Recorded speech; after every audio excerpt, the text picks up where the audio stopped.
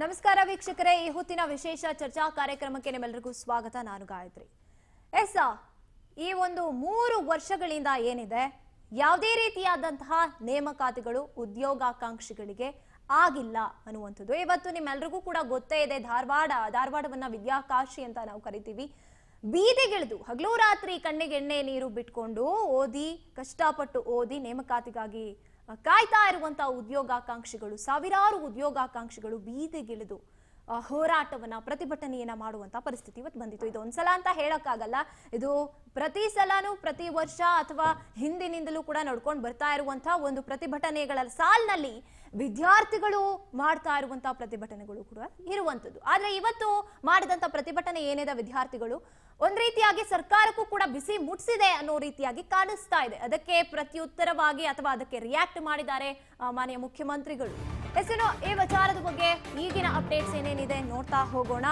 ರಾಜ್ಯದಲ್ಲಿ ಯುವ ಸಮುದಾಯ ಮತ್ತೆ ಸಿಡಿದೆದ್ದಿದೆ. ಖಾಲಿ ಹುದ್ದೆ ಭರ್ತಿಗಾಗಿ ವಿದ್ಯಾರ್ಥಿಗಳು ಚಳುವಳಿಯನ್ನ ನಡೆಸಿದ್ದಾರೆ.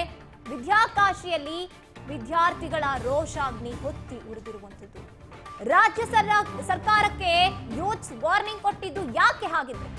ಹುದ್ದೆ ಭರ್ತಿ ಮಾಡೋದಕ್ಕೆ ಸರ್ಕಾರದಿಂದ ಮೀನಾಮೇಷ ಎಣಿಸ್ತಾ ಇರುವಂತದ್ದು ಯಾಕೆ? ಇಲ್ಲಿವರೆಗೂ ಈಡೇರ್ಲೇ ಇಲ್ಲ ಚುನಾವಣಾ ಭರವಸೆ ಅನ್ನುವಂಥದ್ದು. ಹೋರಾಟಕ್ಕೆ ಸಪೋರ್ಟ್ ಮಾಡ್ತಾ ಇರುವಂತ ಬಿಜೆಪಿಯದ್ದು ಅದೇ ವರ್ಷೆ ಅಂತಲೇ ಹೇಳ್ಬೋದು. ಬಿಜೆಪಿ ಸರ್ಕಾರದ್ದು ಕೂಡ ನೇಮಕಾತಿಯ ಜಟಾಪಟಿ ನಡೀತಾ ಇದೆಯಾ ಹಾಗಿದ್ರೆ? ಈಗ ಸರ್ಕಾರದಲ್ಲೂ ಕೂಡ ಮತ್ತದೇ ಕಿತಾಪತಿ ಆಗ್ತಿದ್ಯಾ? ವಿದ್ಯಾರ್ಥಿಗಳ ಗೋಳನ್ನ ಕೇಳೋದು ಯಾರು ಹಾಗಿದ್ರೆ? ಇದೆಲ್ಲ ಒಂದು ವಿಚಾರಗಳನ್ನ ನಾವಿವತ್ತು ಚರ್ಚೆ ಮಾಡ್ತಾ ಹೋಗೋಣ. ಮುಂದಿನ ಪೀಳಿಗೆಯನ್ನ ಈ ರೀತಿಯಾಗಿ ಸಿಕ್ಕಾಕಿಸ್ತಾ ಇರುವಂತದ್ದು ರಾಜ್ಯದಲ್ಲಿ ಯುವ ಸಮುದಾಯ ಈಗ ಇದಕ್ಕೇನೆ ಸಿಡಿದೇಳ್ತಾ ಇರುವಂತದ್ದು. ಇದೆಲ್ಲದಕ್ಕೆ ಉತ್ತರ ಯಾವಾಗ ಸಿಗೋದು? ವಿದ್ಯಾಕಾಶಿಯಲ್ಲಿ ವಿದ್ಯಾರ್ಥಿಗಳ ರೋಷಾಗ್ನಿ ಹೊತ್ತಿ ಉರಿತಾ ಇರುವಂತದ್ದು. ರಾಜ್ಯ ಸರ್ಕಾರಕ್ಕೆ ಯೂತ್ಸ್ ವಾರ್ನಿಂಗ್ ಕೊಟ್ಟಿದ್ದು ಯಾಕೆ ಹಾಗಿದ್ರೆ? ಅವ್ರಿಗೇನು ಮಾಡೋ ಕೆಲಸ ಇರ್ಲಿಲ್ವಾ? ಕೆಲಸಕ್ಕೆ ಅಂತಾನೆ ಅವರು ಇಷ್ಟೆಲ್ಲ ಪರದಾಡ್ತಾ ಇರುವಂತದ್ದು. ರಾಜ್ಯದಲ್ಲಿ ಮತ್ತೆ ವಿದ್ಯಾರ್ಥಿಗಳು ಸಿಡಿದೆದ್ದು ಒಬ್ರಲ್ಲ ಇಬ್ರಲ್ಲ.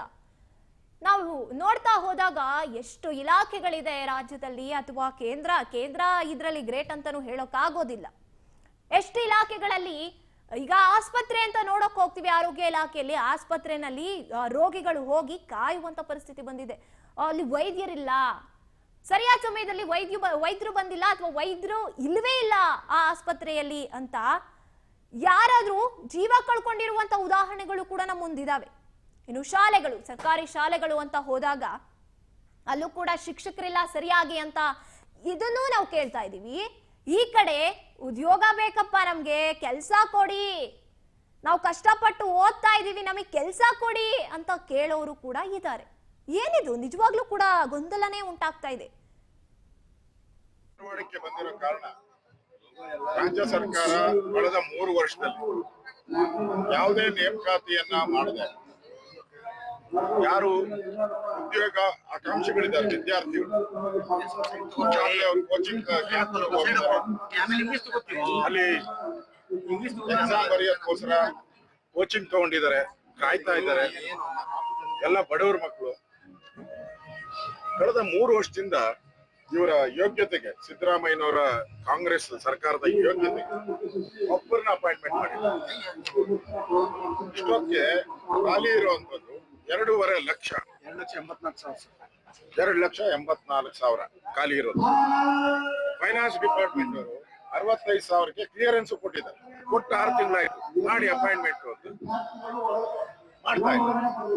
ಯಾಕೆ ಅಂದ್ರೆ ಸರ್ಕಾರದಲ್ಲಿ ಹಣ ಇಲ್ಲ.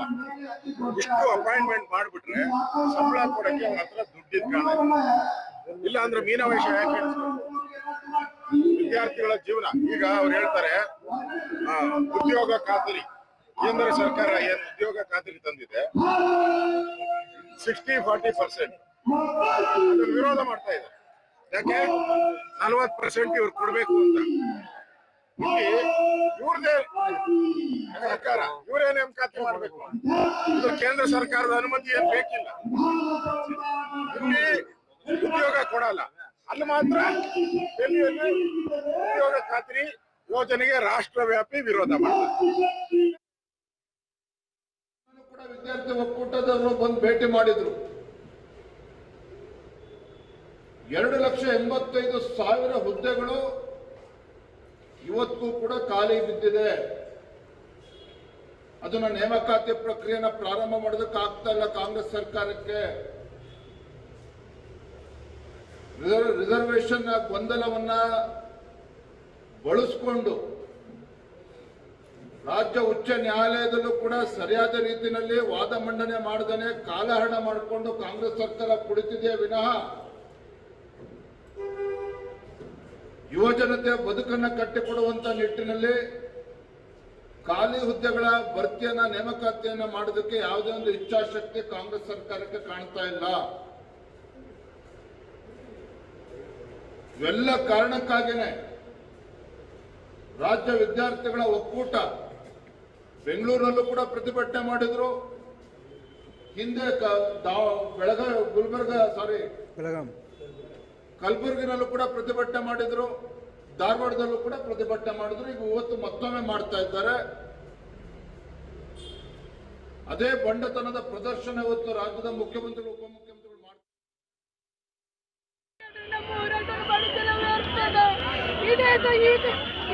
ಕೂಡ ಹಿಂಗೆ ಮಾಡಿದ್ರೆ ಈಗೇನ್ ಡಿಸಿ ಅವ್ರು ಏನಂದ್ರಿ ಈಗ ಅದೇ ಮಾತು ಹೇಳಿದ್ರು. ಮುಂದೆ ಬರ್ರಿ ಅದೇ ಮಾತು ಹೇಳಿದ್ದಾರೆ. ಅವ್ರ ಮೇಲೆ ನಮ್ಗೆ ನಂಬಿಕೆ ಇಲ್ಲ. ನಮ್ಮ ಹೋರಾಟ ಮಾಡಿದ್ದೆಲ್ಲ ವ್ಯರ್ಥದ. ಈ ಸಣ್ಣ ಕೂಡ ಹಿಂಗೆ ಮಾಡಿದ್ರೆ ನಾವು ಇದೆಲ್ಲ ಮಾಡಿದ್ದೆಲ್ಲ ವ್ಯರ್ಥ ಆಗಿಬಿಡುತ್ತಲ್ರಿ. ಈಗೇನ್ ಡಿಸಿ ಅವ್ರು ಏನಂದ್ರಿ ಈಗ ಬಂದ್ರು ಹೋದ್ರು. ಅದೇ ಮಾತು ಹೇಳಿದ್ರು. ಮುಂದೆ ಬರ್ರಿ ಯಾಕಂದ್ರೆ ಇವತ್ತು ಎಲ್ಲ ಇಷ್ಟೆಲ್ಲ ವಿದ್ಯಾರ್ಥಿಗಳು ಸೇರಿಬಿಟ್ಟು ಒಂದು ಸರ್ಕಾರನ ತಂದು ನಿಂದ್ರಿಸಿದೀವಿ ಮಾಡಿದೀವಿ ಅಂದರೆ ಸುಮ್ಮನೆ ಅಲ್ಲ. ಅದು ಯಾಕಪ್ಪ ಅಂದರೆ ನಮ್ಮ ತಂದೆ ತಾಯಿಗಳ ಆಸೆಗಳನ್ನು ತೀರಿಸಬೇಕು, ಅವ್ರ ಆಸೆಗಳನ್ನು ಪೂರೈಸಬೇಕು ಅನ್ನೋ ಕಾರಣಕ್ಕೆ ಈ ಒಂದು ಸರ್ಕಾರನ ತಂದಿದ್ದೀವಿ. ಸೊ ಆ ನಂಬಿಕೆನ ಅವರು ಉಳಿಸ್ಕೋತಾ ಇಲ್ಲ. ಸೊ ಈ ಪ್ರತಿಭಟನೆ ಮುಖಾಂತರ ನಾವು ತೋರಿಸೋದು ಏನಪ್ಪ ಅಂದರೆ ಯೂತ್ ಪವರ್ ಅಂದರೆ ಏನು, ನಾವೆಲ್ಲ ಮನಸ್ಸು ಮಾಡಿದ್ರೆ ಮುಂದೆ ಏನೆಲ್ಲ ಮಾಡ್ಬೋದು, ಸರ್ಕಾರಕ್ಕೆ ಯಾವ ರೀತಿ ಧಕ್ಕೆ ತಂದು ಕೊಡ್ಬೋದು, ಇದನ್ನೆಲ್ಲನೂ ನಾವು ಈ ಪ್ರತಿಭಟನೆ ಮುಖಾಂತರ ತೀರಿಸ್ತೀವಿ ಅಂತ ಹೇಳ್ತೀನಿ. ಯಾಕಂದರೆ ಇದೇ ವಿಚಾರವಾಗಿ ನಾವು ಕೂಡ ಇವತ್ತು ಚರ್ಚೆಯನ್ನ ಮಾಡೋದಕ್ಕೆ ಕೂತಿದ್ದೀವಿ. ನಮ್ಮ ಜೊತೆಗೆ ಅತಿಥಿಗಳಿದ್ದಾರೆ, ಅವ್ರನ್ನ ವೆಲ್ಕಮ್ ಮಾಡ್ತಾ ಹೋಗ್ತೀನಿ. ಮೊದಲನೇದಾಗಿ ಬಿಜೆಪಿ ವಕ್ತಾರರಾಗಿ ಲೋಹಿತ್ ಇದ್ದಾರೆ. ಸರ್, ಕಾರ್ಯಕ್ರಮಕ್ಕೆ ಸ್ವಾಗತ. ಕಾಂಗ್ರೆಸ್ ವಕ್ತಾರರಾಗಿ ಬಾಲಕೃಷ್ಣ ಯಾದವ್ ನಮ್ಮೊಂದಿಗಿದ್ದಾರೆ. ಸರ್, ಕಾರ್ಯಕ್ರಮಕ್ಕೆ ಸ್ವಾಗತ. ಇನ್ನು ಉದ್ಯೋಗಾಕಾಂಕ್ಷಿ ಹಾಗೇನೆ ವಿದ್ಯಾರ್ಥಿ ರಾಘವೇಂದ್ರ ಡಿ ತಳವಾರ್ ನಮ್ಮೊಂದಿಗಿದ್ದಾರೆ. ಕಾರ್ಯಕ್ರಮಕ್ಕೆ ಸ್ವಾಗತ ನಿಮಗೆ. ಇನ್ನು ಡೆಸ್ಕ್ ನಿಂದ ನಮ್ಮೊಂದಿಗೆ ನೇರ ಸಂಪರ್ಕದಲ್ಲಿ ಭಾಗಿಯಾಗಿದ್ದಾರೆ ಸರ್ವೇಶ್ ಗೌಡ, ಅವರು ಕೂಡ ಉದ್ಯೋಗಾಕಾಂಕ್ಷಿ ಹಾಗೇನೆ ವಿದ್ಯಾರ್ಥಿ. ಅವ್ರಿಗೂ ಕೂಡ ಕಾರ್ಯಕ್ರಮಕ್ಕೆ ಸ್ವಾಗತಿಸ್ತೀನಿ. ಮೊದಲನೇದಾಗಿ ರಾಘವೇಂದ್ರ ಅವರು, ನಿಮ್ಮನ್ನ ನಾನು ಕೇಳ್ತೀನಿ. ಯಾಕಂದ್ರೆ ನಾನು ಕೂಡ ಒಬ್ಳು ವಿದ್ಯಾರ್ಥಿಯಾಗಿದ್ದುಕೊಂಡೇ ಇಲ್ಲಿವರೆಗೂ ಬಂದು ನಿಂತಿರುವಂತದ್ದು. ನನಗೆ ಗೊತ್ತು ವಿದ್ಯಾರ್ಥಿಗಳು ಎಷ್ಟೆಲ್ಲ ಕಷ್ಟಪಟ್ಟು ಓದಿರ್ತೀವಿ. ಒಂದು ರಿಸಲ್ಟ್ ಅಲ್ಲಿ ಒಂಚೂರು ಹೆಚ್ಚು ಕಡಿಮೆ ಆದ್ರೆ ಏನೆಲ್ಲ ಪ್ರಾಬ್ಲಮ್ ಆಗುತ್ತೆ ನನಗೆ ಗೊತ್ತು. ನಿಮ್ ಬಗ್ಗೆ ಹೇಳಿ, ಎಷ್ಟು ವರ್ಷದಿಂದ ನೀವು ಪ್ರಿಪೇರ್ ಆಗ್ತಾ ಇದ್ದೀರಾ, ಏನು ನಿಮ್ಮ ಸಮಸ್ಯೆ, ಯಾಕೆ ಇಷ್ಟೆಲ್ಲ ಆಗ್ತಿದೆ, ಮಾತಾಡಿ. ಮೇಡಮ್, ಏನಂದರೆ ಎಲ್ಲ ವಿದ್ಯಾರ್ಥಿಗಳ ಪರವಾಗಿ ನಾನು ಒಂದು ವಿಷಯ ಹೇಳಕ್ಕೆ ಇಷ್ಟಪಡ್ತೀನಿ. ಫಸ್ಟ್ ಆಫ್ ಆಲ್, ಎಕ್ಸಾಮ್ಗೆ ಓದ್ತಾರೆ ಹುಡುಗರು, ಕೋಚಿಂಗ್ ತಗೋತಾರೆ. ಕೋಚಿಂಗ್ ಎಕ್ಸಾಮ್ ಬರೆಯುವಂಥ ಹುಡುಗರು ಯಾರು ಶ್ರೀಮಂತರ ಮಕ್ಕಳಲ್ಲ, ಎಲ್ಲರೂ ಬಡವರ ಮಕ್ಕಳೇ. ನಾನು ನೋಡಿದ ಪ್ರಕಾರ ನನ್ನ ಸುತ್ತಮುತ್ತಲು ಇರುವಂಥ ಸ್ನೇಹಿತರೆ ಅವರ ತಾಯಿಯ ಮಂಗಲ್ಯವನ್ನು ಅಡ ಇಟ್ಟು ಕೋಚಿಂಗ್ ತೊಗೊಂಡಿದ್ದಾರೆ. ಅವರು ಹೊತ್ತು ಊಟ ಇಲ್ಲ ಅಂತ ಒಂದೇ ಕಡೆಯಲ್ಲಿ ತಿಂತಾ ಇದ್ದಾರೆ. ಎಷ್ಟೋ ಜನ ವಿದ್ಯಾರ್ಥಿಗಳು ಹಾಫ್ ಟೀ ಕುಡಿದು ಬಂದು ತಿನ್ಕೊಂಡಿದ್ದಾರೆ. ಅಂಥ ವಿದ್ಯಾರ್ಥಿಗಳಿಗೆ ಈ ಸರ್ಕಾರಿ ನೌಕರಿನೇ ಒಂದು ಆಧಾರ ಸ್ತಂಭ ಆಗಿರುತ್ತೆ. They are leading in fire path. ಅವ್ರು ಬೆಂಕಿ ಹಾದಿಯಲ್ಲಿ ನಡೀತಾ ಇದ್ದಾರೆ. ಅವರಿಗೆ ಸಾಂತ್ವನದ ಬಿಂದುವಾಗಿ ನಮ್ಮ ಸರ್ಕಾರ ಇರಬೇಕಾಗಿತ್ತು. ಆದರೆ 3 ವರ್ಷದಿಂದ ನೋಟಿಫಿಕೇಶನ್ ಆಗಿಲ್ಲ. ನೋಟಿಫಿಕೇಶನ್ ಆದರೂ ಕೂಡ ಎಕ್ಸಾಮ್ ಪ್ರೊಸೆಸ್ ಆಗಿ ರಿಸಲ್ಟ್ ಬರೋದಕ್ಕೆ 2 ವರ್ಷ 3 ವರ್ಷ ಬೇಕು. ಸೊ ಟೋಟಲ್ 5-6 ವರ್ಷ ಮುಗಿದು ಹೋಯಿತು. ಸೊ ವಿದ್ಯಾರ್ಥಿಗಳ ಯೂತ್ ಏಜ್ ಏನದು ಯೌವನ ಇದೆಯಲ್ಲ, ಎಲ್ಲ ಬರೀ ಎಕ್ಸಾಮಲ್ಲಿ ಮುಗಿದು ಹೋದರೆ ಅವ್ರ ಜೀವನ ಹೆಂಗೆ, ಮನೆ ಕಟ್ಕೊಳ್ಳೋದು ಯಾವಾಗ, ಹೌದಲ್ಲ, ತಂದೆ ತಾಯಿಗಳನ್ನ ನೋಡ್ಕೊಳ್ಳೋದು ಯಾವಾಗ, ಅದು ಸಮಸ್ಯೆ ಆಗಿದೆ. ಹಾಗಾಗಿ ನಾವು ವಿದ್ಯಾರ್ಥಿಗಳ ಪರವಾಗಿ ನಾವು ಕೇಳ್ಕೊಳ್ಳೋದು ಏನಂದ್ರೆ, ಬೇಗ ನೋಟಿಫಿಕೇಶನ್ ಮಾಡಿ ಎಕ್ಸಾಮ್ ಅನ್ನು ನಡೆಸಿ.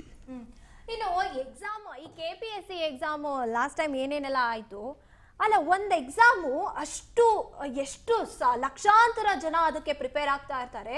ಕ್ವಶನ್ ಪೇಪರ್ ಅಲ್ಲಿ ಟ್ರಾನ್ಸ್ಲೇಟ್ ಮಾಡಿರೋದು ಅದು that was like Google translation. ಅಷ್ಟು ನೆಗ್ಲೆಕ್ಟ್ ಮಾಡಿದಾರಾ? ನನಗೆ ಪರ್ಸ್ನಲಿ ಈ ಕ್ವಶನ್ ಇದೆ ನನಗೆ. ಹೌದು ಮೇಡಮ್, ನಾವು ಕನ್ನಡ ಮಾಧ್ಯಮದ ವಿದ್ಯಾರ್ಥಿ. ಅಂಗನವಾಡಿಯಿಂದ ಹಿಡ್ಕೊಂಡು ಡಿಗ್ರಿವರೆಗೂ ನಾವು ಕನ್ನಡದಲ್ಲಿ ಓದಿದ್ವಿ. ಬಟ್ ಕ್ವಶನ್ ಪೇಪರ್ ನೋಡಿದಾಗ ನಮ್ಗೆ ಕ್ವಶನ್ ಅರ್ಥ ಆಗಿಲ್ಲ ಅಂತ ಹೆಂಗೆ ಮಾಡ್ತೀವಿ ಹೇಳಿ? ಕ್ವಶನ್ ಅರ್ಥ ಆಗಿಲ್ಲ ಅಂದಾಗ ಆನ್ಸರ್ ಮಾಡೋಕ್ಕಾಗಲ್ಲ. ಇವನ್ ನಿಮ್ಗೆ ಗೊತ್ತಿರ್ಬೋದು, ಕಾಂಪಿಟೇಟಿವ್ ಎಕ್ಸಾಮು ಅಂದರೆ ಸ್ಪರ್ಧಾತ್ಮಕ ಪರೀಕ್ಷೆಯಲ್ಲಿ 0.1 ಮಾರ್ಕಿಂದ 2 ಮಾರ್ಕಿಂದ ಫೇಲ್ ಆಗ್ತಾರೆ. ಬಟ್ ಇಲ್ಲಿ 20-30 ಕ್ವಶನ್ ತಪ್ಪಾದಾಗ ಆಟೋಮೆಟಿಕಲಿ ಔಟ್ ಆಫ್ ರೇಸ್ ಹೊರಗಾಗ್ಬಿಡ್ತಾರೆ. ಸೊ ಅದು ಸಮಸ್ಯೆ ಆಗಿತ್ತು. ಅದೇ ನೆಗ್ಲಿಜೆನ್ಸಿ ಈಗ ನೇಮಕಾತಿಯಲ್ಲೂ ಆಗ್ತಾ ಇದೆ. ಅದಕ್ಕೇನೆ ನಾನು ನೋಡ್ತಾ ಇದ್ದೀನಿ, ಕಣ್ಣಲ್ಲಿ ನೀರಾಗ್ತಾ ಇದ್ದಾರೆ. ಇನ್ನೂ ಕೆಲವರು ನನ್ನ ಫ್ರೆಂಡ್ಸ್ ಏನೇ ಕಾಂಪಿಟೇಟಿವ್ ಎಕ್ಸಾಮ್ಸ್ಗೆ ಪ್ರಿಪೇರ್ ಆಗ್ತಾ ಇದ್ದವರು 3 ವರ್ಷ ಆಯ್ತು, ಏನ್ ಮಾಡಿದ್ಯಾ ನೀನು, ಹೋಗಿ ಬಾ ಮನೆಗೆ ಸಾಕು ಅಂತ ಮನೆಗೆ ಕರ್ಸ್ಕೊಂಡಿದ್ದಾರೆ. ಅವರು ಸಾಲ ಸೂಲ ಮಾಡಿ ಕಳಿಸ್ತಾ ಇರುವಂತದ್ದು ಓದೋದಕ್ಕೆ. ಏನು ಉಪಯೋಗ ಆಯ್ತು? ಅವರು ಬೇರೆ ಏನೋ ಓದಿದ್ರೆ ಇಷ್ಟೊತ್ತಿಗೆ ಕೆಲಸ ಮಾಡ್ಕೊಂಡು ಹೆಂಗೋ ಮನೆಗೆ ಸಂಬಳದಲ್ಲಿ ಏನಾದ್ರೂ ಒಂದು ಉಪಯೋಗ ಆಗ್ತಾ ಇತ್ತು. ಏನಾಗ್ತಿದೆ? ಯಾರ ಮೇಲೆ ನಿಮ್ಮ ಒಂದು ಪ್ರಶ್ನೆ ಅಥವಾ ಏನಾಗ್ಬೇಕು ನಿಮ್ಗೆ? ನಿಮ್ಮ ನಿರೀಕ್ಷೆಗಳು ಏನೇನಿದೆ?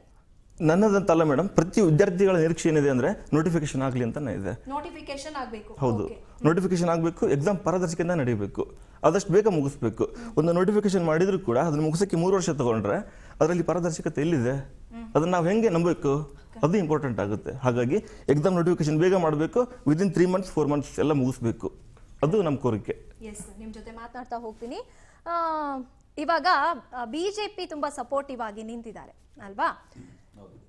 ಯಾಕೆ ಈಗ ಇದ್ದಕ್ಕಿದ್ದಂಗೆ ಈ ಒಂದು ವಿಚಾರದಲ್ಲಿ? ಹಾಗಿದ್ರೆ ನಿಮ್ಮ ಕಾಲದಲ್ಲಿ ಅಥವಾ ಬಿಜೆಪಿ ಅಧಿಕಾರದಲ್ಲಿ ಇದ್ದಾಗ ಎಲ್ಲ ನೇಮಕಾತಿಗಳೆಲ್ಲ ಸರಿಯಾದ ಸಮಯದಲ್ಲಿ ಕರೆಕ್ಟ್ ಆಗಿ ಆಗ್ತಿತ್ತಾ ಏನು ಅಂತ ಒಂದು ಎಕ್ಸ್ಟ್ರಾ ಇಂಟ್ರೆಸ್ಟ್ ಇವಾಗ ವಿದ್ಯಾರ್ಥಿಗಳ ಪರವಾಗಿ ಅಂತ ಪ್ರಶ್ನೆ ಮೂಡುತ್ತೆ. ಮೊದಲಿಂದನೂ ಸಹ ನಾವು ಎಲ್ಲ ವರ್ಗದವ್ರ ಜೊತೆನೂ ಸಹ ಭಾರತೀಯ ಜನತಾ ಪಾರ್ಟಿ ಒಂದು ಸಾಮಾಜಿಕ ನ್ಯಾಯ ಅಥವಾ ಅವರು ಎಲ್ಲ ಬಹುಬೇಡಿಕೆಗಳಾಗಿರ್ಬೋದು ಅಥವಾ ಏನು ಒಂದು ಆ ಕಾಲಕ್ಕೆ ಏನೇನು ಆಗಬೇಕು ಆಡಳಿತಾತ್ಮಕವಾದಂಥ ಸೂಕ್ತವಾದಂಥ ನಿರ್ಧಾರ ತಗೊಳ್ಳೋದಕ್ಕೆ ನಮ್ಮ ಆಡಳಿತದಲ್ಲಿ ಸಮರ್ಪಕವಾಗಿ ನಾವು ಆಡಳಿತ ನಡೆಸಿದ್ದೀವಿ. ಒಂದು ಈಗ ಆಗಿರೋಂಥ ಗೊಂದಲ ಏನು ಅಂತಂದರೆ, ಈಗ ಕಳೆದ 4-5 ಬಾರಿ ಇವರು ಅಕ್ಸಾ ಅಂತ ಏನಿದೆ ಆ ಸಂಘಟನೆ ಪ್ರಮುಖವಾಗಿ ಹೋರಾಟ ಮಾಡ್ತಿರೋದು. All Karnataka state students association, ಅಖಿಲ ಕರ್ನಾಟಕ ರಾಜ್ಯ ವಿದ್ಯಾರ್ಥಿಗಳ ಸಂಘ, ಕಾಂತಕುಮಾರ್ ಅಂತೇಳಿ ಅದು ಲೀಡ್ ಮಾಡ್ತಾ ಇದ್ದಾರೆ. ಅದೇ ರೀತಿ ನಾನೀಗ ಜಸ್ಟ್ ನಿಮ್ಮ ವರದಿ ನೋಡ್ತಿದ್ದೆ, ಭೂಮಿಕಾ ಅವರು ಸಹ ಹೇಳಿಕೆ ಕೊಟ್ಟರು. ಈಗ ರಾಘವೇಂದ್ರ ಅವರು ಪ್ರತಿನಿಧಿಯಾಗಿ ಪಾಲ್ಗೊಂಡಿದ್ದಾರೆ. ಅವರು ಇದೊಂದೇ ಅಲ್ಲ, ಭಾರಿ ಸಾಕಷ್ಟು ಸುದೀರ್ಘವಾಗಿ ಈ ಸರ್ಕಾರ ಕಳೆದ 3 ವರ್ಷದಿಂದನೂ ಸಹ ಹೋರಾಟ ಮಾಡ್ತಾ ಇದ್ದಾರೆ.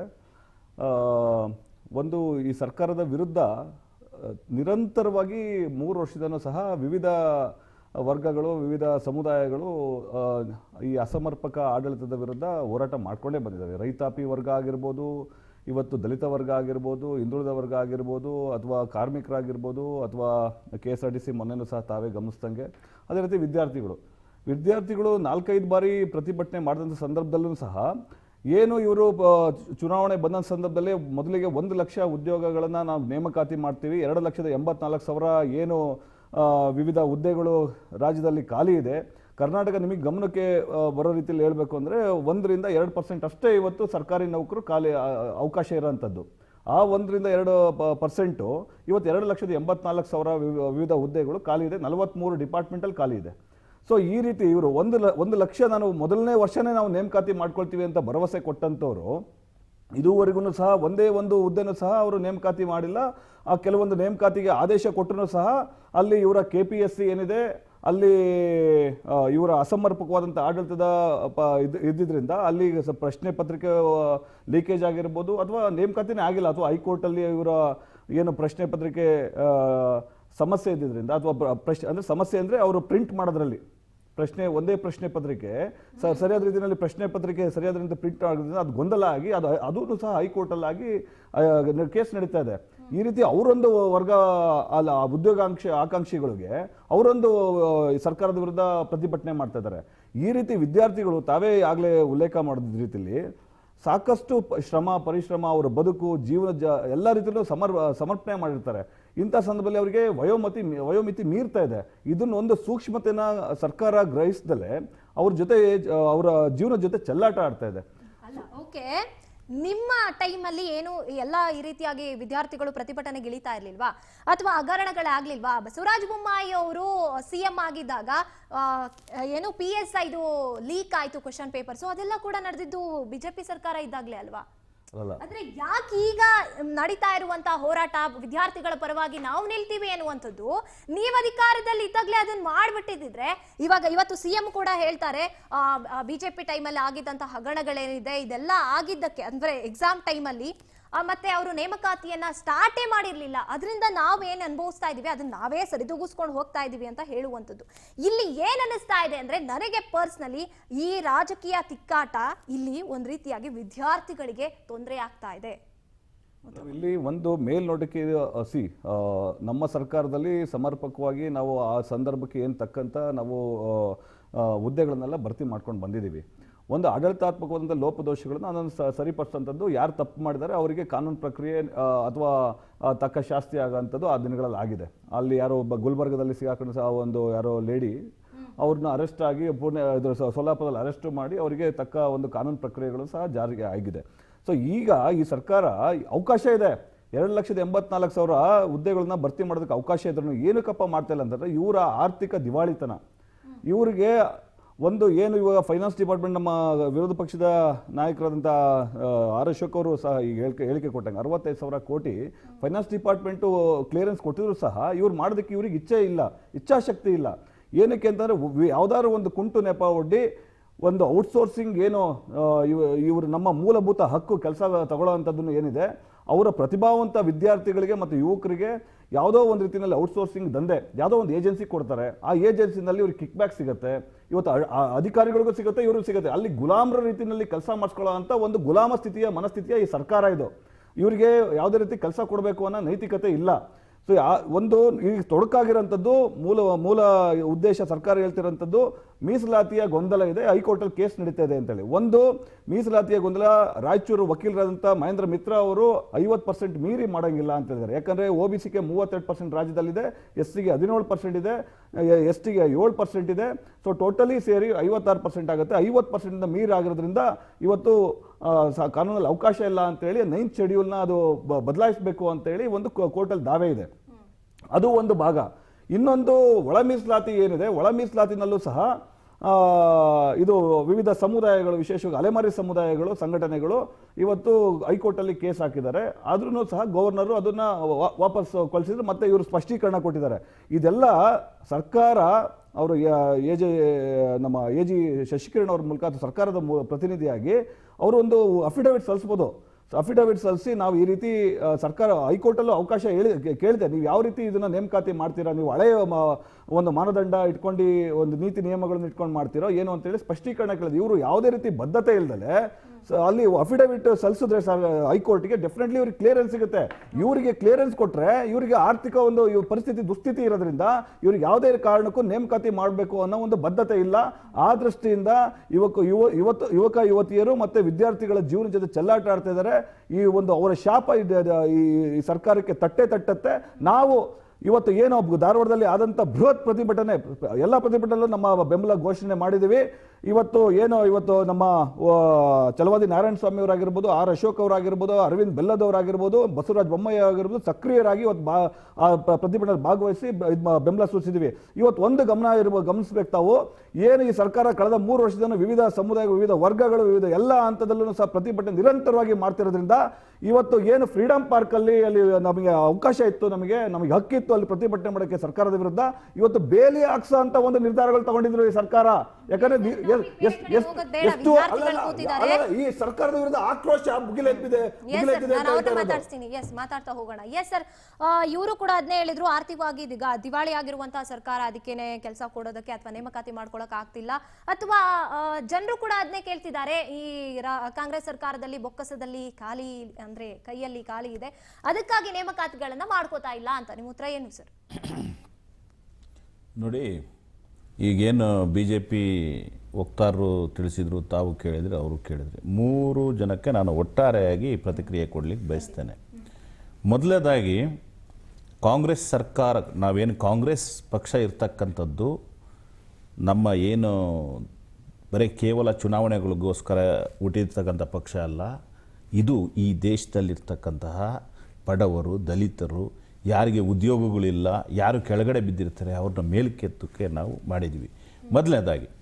ಎರಡನೇ ಅಂಶ ಏನು ಅಂತ ಹೇಳಿದ್ರೆ, ಈಗ ಕೆಲವಾರು ಅಂಕಿ ಸಂಖ್ಯೆಗಳು ನನ್ನ ಮುಂದೆ ಇದೆ. ಸೊ ಅದನ್ನು ನೀವು ಹೇಳಿದರೆ ನಾನೀಗ ಒಂದು ಸ್ವಲ್ಪ ಹೇಳ್ತೀನಿ ನೋಡಿ.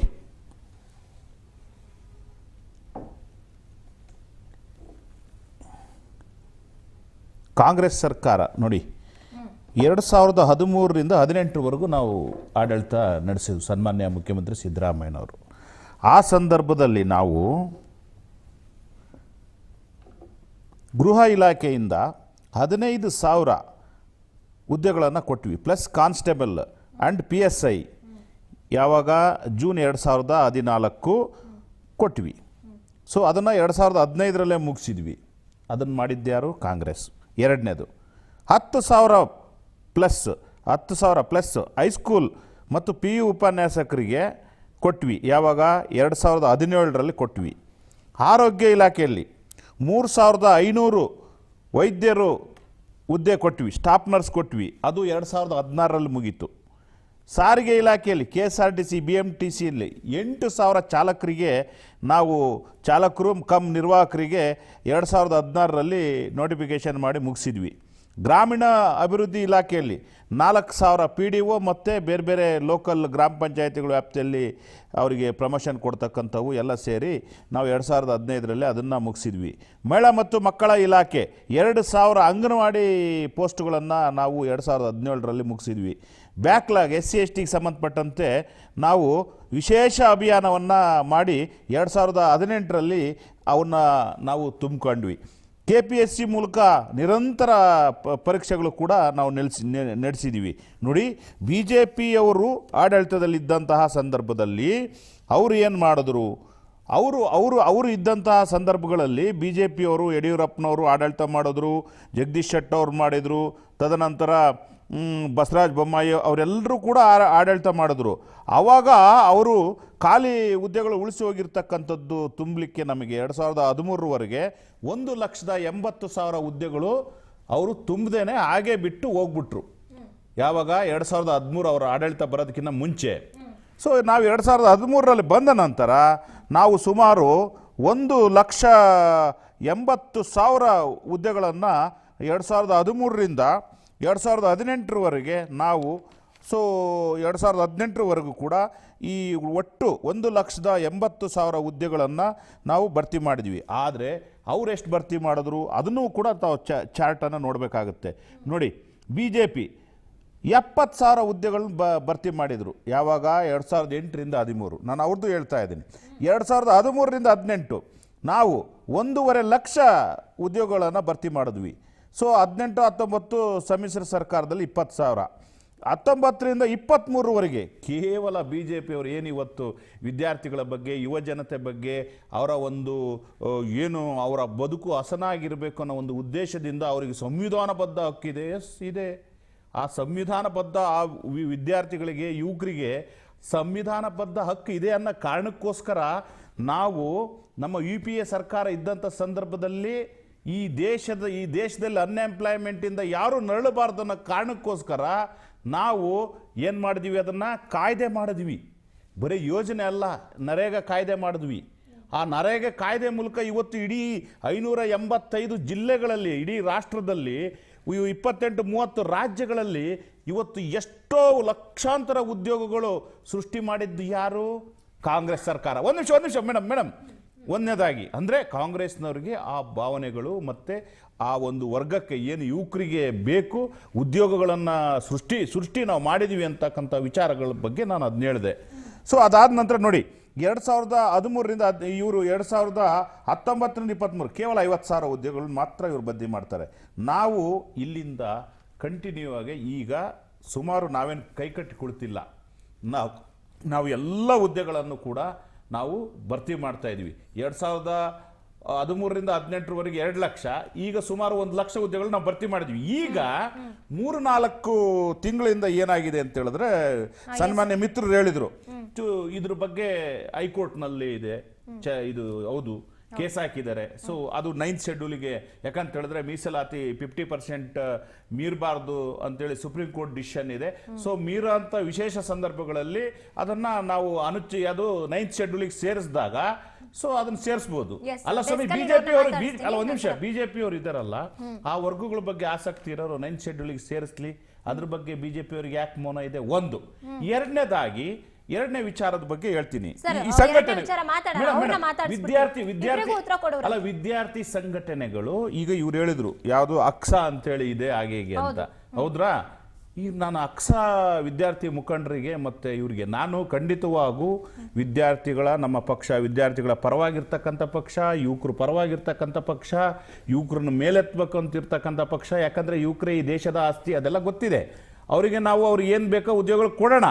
ಆದರೆ ಈ ಹೋರಾಟವನ್ನು ನಿಜವಾಗೂ ಇವರು ಯಾರ ಮೇಲೆ ಮಾಡಬೇಕು ಅಂತ ಹೇಳಿದ್ರೆ BJP ಕೇಂದ್ರ ಸರ್ಕಾರದ ಮೇಲೆ ಮಾಡಬೇಕು. ಯಾವ ಕಾರಣಕ್ಕೆ ಅಂತ ಹೇಳಿದ್ರೆ 2014ರಲ್ಲಿ ಅಧಿಕಾರಕ್ಕೆ ಬಂದಂಥ ನರೇಂದ್ರ ಮೋದಿ ಅವರು ಬಹಳ ಪ್ರಮುಖವಾಗಿ ಚುನಾವಣಾ ಪ್ರಣಾಳಿಕೆಯಲ್ಲಿ ಸೇರಿಸಿದ್ದೇನಂತ ಹೇಳಿದ್ರೆ ಪ್ರತಿ ವರ್ಷಕ್ಕೆ ಯುವಕರಿಗೆ ನಾನು 2 ಕೋಟಿ ಉದ್ಯೋಗ ಕೊಡ್ತೀನಿ ಅಂತ ಹೇಳಿದ್ರು. ಆಮೇಲೆ ಇವ್ರು ಸ್ಟೇಟ್ಮೆಂಟ್ ಏನ್ ಮಾಡಿದ್ರು, ಅಲ್ಲಲ್ಲ ಒಂದ್ ನಿಮಿಷ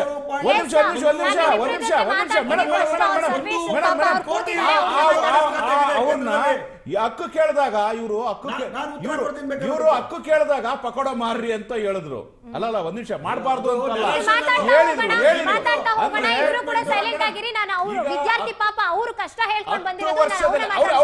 ಅವ್ರಿಗೆ ಪ್ರಶ್ನೆ ಅವ್ರಿಗೆ ಹಾಕ್ಬಿಡ್ತೀನಿ. ನೀವು ಅಕ್ಸಾದವರು ಖಂಡಿತವಾಗೂ ವಿದ್ಯಾರ್ಥಿಗಳ ಪರವಾಗಿ, ಯುವಕರ ಪರವಾಗಿ, ಉದ್ಯೋಗ ಬೇಕು ಅಂತಕ್ಕಂಥವ್ರ ಪರವಾಗಿ ನೀವು ಹೋರಾಟ ಮಾಡಿ. ಆದ್ರೆ ಒಂದ್ ನಿಮಿಷ, ನೀವು ಕೇಂದ್ರ ಸರ್ಕಾರದ ವಿರುದ್ಧ ಕೂಡ ಯಾಕೆ ಮಾಡ್ತಾ ಇಲ್ಲ? ಇವತ್ತು ಕೇಂದ್ರ ಸರ್ಕಾರದಲ್ಲಿ ಲಕ್ಷಾಂತರ ಉದ್ಯೋಗ ಇವತ್ತು ಇನ್ಶೂರೆನ್ಸ್ ಸೆಕ್ಟರ್ ನಲ್ಲಿ ಎಷ್ಟು ಲಕ್ಷಾಂತರ ಉದ್ಯೋಗಗಳು ತುಂಬಿದಾರ ಇವರು? ಇವತ್ತು ಬ್ಯಾಂಕ್ ನಲ್ಲಿ ಇವತ್ತು ಅನೇಕ ಉದ್ಯೋಗಗಳು ಖಾಲಿ ಇದಾವೆ. ಇವತ್ತೇನಾದ್ರೂ ತುಂಬಿಕೊಂಡಿದಾರ? ಮಾತಾಡ್ತೀನಿ ರೀ ಸರ್. ಎಸ್ ಸರ್ವೇಶ್, ನೀವು ಕೂಡ ಈ ಒಂದು ಹೋರಾಟದಲ್ಲಿ ನಿಮ್ಮ ಪಾತ್ರ ಕೂಡ ಇದೆ, ಅಥವಾ ನೀವು ಕೂಡ ಉದ್ಯೋಗಾಕಾಂಕ್ಷಿಯಾಗಿ 3 ವರ್ಷದಿಂದ ಕಣ್ಣಿಗೆ ಎಣ್ಣೆ ಬಿಟ್ಕೊಂಡು ಓದ್ಕೊಂಡು ಕಾಯ್ತಾ ಇದ್ದೀರಾ? ನಿಮ್ಮ ನಿರೀಕ್ಷೆ ಏನು? ಅಕ್ಕ ನಮಸ್ತೆ. ಮೊದಲನೇದಾಗಿ ಹೇಳ್ಬೇಕಂದ್ರೆ ಬ್ಲೇಮ್ ಗೇಮ್ ತುಂಬಾ ಚೆನ್ನಾಗಿ ನಡೀತಿದೆ ಅಕ್ಕ. ಇಲ್ಲಿ ಏನಾಗ್ತಿದೆ ಅಂದ್ರೆ ಅವರು ಇವ್ರ ಮೇಲೆ ಹೇಳಕ್ಕೆ, ಇವ್ರು ಅವ್ರ ಮೇಲೆ ಹೇಳಕ್ಕೆ, ಇವ್ರ ಮಧ್ಯೆ ಏನಾಗಿದೆ ಅಂದ್ರೆ ವಿದ್ಯಾರ್ಥಿಗಳ ಪಾಡು ನಾಯ್ಪಾಡಾಗಿದೆ ಅಕ್ಕ. ಏನಂದ್ರೆ ನಾವು ರಸ್ತೆಗೆ ಇಳಿದು ಪ್ರತಿಭಟನೆ ಮಾಡಿ ವರ್ಷಗಳಿಂದ ಓದ್ಕೊಂಡು ಬಂದಿರ್ತೀವಿ. ಈಗ ನಮ್ದು ಮಿಡಲ್ ಕ್ಲಾಸ್ ಫ್ಯಾಮಿಲಿಕಿನ್ನ ಒಂಚೂರು ಕೆಳಗಿದೆ ಆಯ್ತಕ್ಕ. ನಾವು PG ಕಟ್ಕೊಂಡು 10,000 15,000 PG ಕಟ್ಕೊಂಡು ಇಲ್ಲಿ ಕೋಚಿಂಗ್ ಕ್ಲಾಸ್ ಕರ್ಕೊಂಡು ನೇಮಕಾತಿ ಆಗದೆ ವೇಟಿಂಗ್ ಮಾಡ್ಕೊಂಡು ಕಾಲ್ ಕರೀತಾರೆ, ಇವತ್ತು ಕರೀತಾರೆ, ನಾಳೆ ಕರೀತಾರೆ, ನಾಡಿದ್ದು ಕರೀತಾರೆ ಅಂತ ಕಾಯ್ಕೊಂಡು ಇಲ್ಲಿ ಇದ್ದು ಮನೆಗಳಲ್ಲಿ ಅಪ್ಪ ಅಮ್ಮನ ನೋಡೋಕ್ಕೂ ಆಗದೆ, ನಾವು ಇಲ್ಲಿ ಇರೋಕ್ಕೂ ಆಗದೆ ಈ ಹೆಂಗಾಗಿದೆ ಅಂದ್ರೆ ಅಕ್ಕ, ವಿದ್ಯಾರ್ಥಿಗಳಿಗೆ ನಿಜವಾಗ್ಲೂ ಮುಂದೆ ಬರೋ ಯಾರಾದರೂ ಗೌರ್ಮೆಂಟ್ ಇದು ಸರ್ಕಾರಿ ಕೆಲಸ ದೇವ್ರ ಕೆಲಸ ಅಂತ ನೆಕ್ಸ್ಟ್ ಯಾರಾದರೂ ಸರ್ಕಾರಿ ಕೆಲಸಕ್ಕೆ ಬರಬೇಕು ಅಂತ ಇದ್ದವ್ರು, ಯಾರಾದರೂ ನಿಜವಾಗ್ಲೂ ಕನ್ಸು ಮನಸ್ಸಲ್ಲಿ ಇಟ್ಕೊಂಡು ಬರಬೇಕು ಅಂದವ್ರಿಗೆ ಇದು ತುಂಬ ಎಷ್ಟು ಬ್ಯಾಕ್ಲಾಶ್ ಆಗುತ್ತೆ ಅಂದರೆ, ಸರ್ಕಾರಿ ಕೆಲಸನ ಆಗೋದೇ ಇಲ್ಲ ಬಿಡಪ್ಪ. ಈಗ ಹೆಂಗೆ ಆಗ್ತದೆ ಅಂದ್ರೆ ಪ್ರೈವೇಟೈಸೇಷನ್ ಆಗ್ತಾ ಇದೆ ಎಲ್ಲ ಕೆಲಸಗಳು. ಗೌರ್ಮೆಂಟಲ್ಲಿ ನಮಗೆ ಅದು ಆಸೆ ಇಟ್ಕೊಂಡು ಬರೋಕ್ಕೆ ಆಗ್ತಾ ಇಲ್ಲ ಅಕ್ಕ. ನಮ್ಗೆ ನೇಮಕಾತಿ ಆಗುತ್ತೆ ಒಂದಷ್ಟು ಏನಾಗ್ತಿದೆ ಅಂದರೆ, ಒಂದಷ್ಟು ಕೆಲವು ಕಡೆ ನಾವು ಪ್ರತ್ಯಕ್ಷವಾಗೂ ಪರೋಕ್ಷವಾಗೂ ನೋಡಿರೋದು ಹೇಗಿದೆ ಅಂದರೆ, ದುಡ್ಡು ಕೊಟ್ಟರೆ ಸೀಟ್ಗಳು ಹಾಕ್ತವೆ, ಇನ್ನೊಂದಷ್ಟು ಇದ್ರಲ್ಲಿ ಹೋಗುತ್ತೆ, ಅದರಲ್ಲಿ ಹೋಗುತ್ತೆ, ಇದ್ರಲ್ಲಿ ಹೋಗುತ್ತೆ. ಮತ್ತು ನಾವು ಎಲ್ಲಿ ಹೋಗ್ಬೇಕು ವಿದ್ಯಾರ್ಥಿಗಳು? ಬರೀ ಪ್ರೈವೇಟ್ ಕೆಲಸದಲ್ಲೇ ಮಾಡ್ಕೊಂಡಿರ್ಬೇಕಾ? ಅದು ನಾರ್ತಲ್ಲಿ ಹೋದರೆ, ನಾರ್ತಲ್ಲಿ ಅಕ್ಕ ನಮಗೆ ಜಾಬ್ ರೇಟ್ ಹೇಗಿದೆ ಅಂದರೆ ಅಕ್ಕ 2.5 to 2.8 ಇದೆ, ತುಂಬ ಕಡಿಮೆ ಇದೆ ಅಕ್ಕ. ಏನಾಗ್ತದೆ ಅಂದರೆ ಸೌತ್ ಕರ್ನಾಟಕದಲ್ಲಿ ಒಂದಷ್ಟು MLC ಕಂಪನಿ, ಒಂದಷ್ಟು ಕಂಪನಿ ಸ್ಟಾರ್ಟಪ್ಗಳಾಗಿರ್ಬೋದು ಎಲ್ಲರಿಗೂ ಸಿಗುತ್ತೆ. ಬಟ್ ನಾರ್ತಿಂದ ಬರೋ ವಿದ್ಯಾರ್ಥಿಗಳಿಗೆ ಹೇಗಾಗಿದೆ ಅಂದರೆ ನೀವು ನೋಡ್ಬೋದಕ್ಕ, ದರ್ಜೆ ಲೆಕ್ಕದಲ್ಲಿ ಹೋದರೆ PSI ಆಗಿರ್ಬೋದು, APC ಆಗಿರ್ಬೋದು, CPC ಆಗಿರ್ಬೋದು, ತುಂಬ ಗೌರ್ಮೆಂಟ್ ಕ್ಲರ್ಕ್ಗಳಲ್ಲಿ ತುಂಬ ಕೆಲಸಗಳು ಮಾಡ್ತಾ ಇರೋದೆಲ್ಲ ನಾರ್ತ್ ಕರ್ನಾಟಕದವರು. ಅವ್ರೇನು ಮಾಡಬೇಕಾಗತ್ತಕ್ಕ? ಈಗ ಇವತ್ತು ನಾನು ತುಂಬ ಖುಷಿ ಆಯಿತು ನೋಡಿ, 3,000 ಕೊಡ್ತಿದ್ದೀವಿ ನಾವು guarantee, as a guarantee scheme ಕೊಡ್ತಿದ್ದೀವಿ ಅಕ್ಕ. ನಾನು ಒಬ್ಬ ವಿದ್ಯಾರ್ಥಿಯಾಗಿ ಹೇಳ್ತೀನಿ, ಒಬ್ಬ ವಿದ್ಯಾರ್ಥಿಗೆ ಬುಕ್ಕು ಪೆನ್ನು ಪುಸ್ತಕ ತೊಗೊಂಡು ಬೆಂಗಳೂರಲ್ಲಿ ಓಡಾಡೋಕ್ಕೆ 3,000 ಯಾವುದೇ ಕಾರಣಕ್ಕೂ ಸಾಲಲ್ಲ, ವಸತಿಗಂತೂ ಮೊದಲೇ ಸಾಲಲ್ಲ ಅಕ್ಕ. ಈಗ ನಾನು ತುಂಬ ಖುಷಿ ಆಗುತ್ತೆ ಅಕ್ಕ, ಯಾಕಂದರೆ ಇವತ್ತು BJP ಅವರು ನಮ್ಮ ಜೊತೆ ಸೇರಿರೋದು ಎಲ್ಲೋ ಒಂದು ಕಡೆ ಕಂಡಿದ್ದೀವಿ ನಾವು ಅನ್ನೋದು ಖುಷಿ ಆಗುತ್ತೆ. ಮತ್ತು ಇನ್ನೊಂದು ಕೇಳಬೇಕಂದ್ರೆ ಸರ್ ಒಂದು ನಿಮಿಷ ಸರ್, ಒಂದು ಲಾಸ್ಟ್ ಕ್ವಶನ್ ಮುಗಿಸ್ಬಿಡ್ತೀನಿ. ಒಂದೇ ಪ್ರಶ್ನೆ. ಹಾಂ ಸರಿ. ನೋಡಿ, ನಿಮ್ಮ ಹೋರಾಟ ನೀವು ವಿದ್ಯಾರ್ಥಿಗಳ ಪರವಾಗಿ ಮಾಡಿ, ಖಂಡಿತವಾಗೂ ನಮ್ಮ ಏನು ಸರ್ಕಾರದ ವತಿಯಿಂದ ಅವರಿಗೆ ಉದ್ಯೋಗಗಳು ಬೇಕು, ಅದನ್ನ ಖಂಡಿತವಾಗೂ ನಾವು ಮಾಡ್ಕೊಂಡು ಬಂದಿದ್ವಿ, ಮುಂದೆನೂ ಮಾಡ್ತೀವಿ. ಆದ್ರೆ ಒಂದ್ ನಿಮಿಷ, ಆದ್ರೆ ನೀವು ಕೇಂದ್ರ ಸರ್ಕಾರದ ವಿರುದ್ಧ ಯಾಕೆ ಹೋರಾಟ ಮಾಡ್ತಾ ಇಲ್ಲ? ಕೇಂದ್ರ ಸರ್ಕಾರ ಲಕ್ಷಾಂತರ ಮೇಡಮ್ ಅಂಕಿ ಸಂಖ್ಯೆ ನೋಡಿ. ಅಲ್ಲಲ್ಲ ಸರ್ 2014ರಲ್ಲಿ ವಿದ್ಯಾರ್ಥಿ ನಾಯಕರೇ 2014ರಲ್ಲಿ ಅಧಿಕಾರಕ್ಕೆ ಬಂದಂತ ಸನ್ಮಾನ್ಯ ಮೋದಿಜಿ ಅವರು ಏನ್ ಹೇಳಿದ್ರು ನಿಮಗೆ? ಅಲ್ಲ ಒಂದ್ ನಿಮಿಷ ಏನ್ ಹೇಳಿದ್ರು? 2 ಕೋಟಿ ಎಷ್ಟು ಕೋಟಿ ಕೊಡ್ತೀವಿ ಅಂತ ಹೇಳಿದ್ರು ಉದ್ಯೋಗ? ಅವ್ರು 2 ಕೋಟಿ ಹೇಳಿ ಕೊಟ್ರ?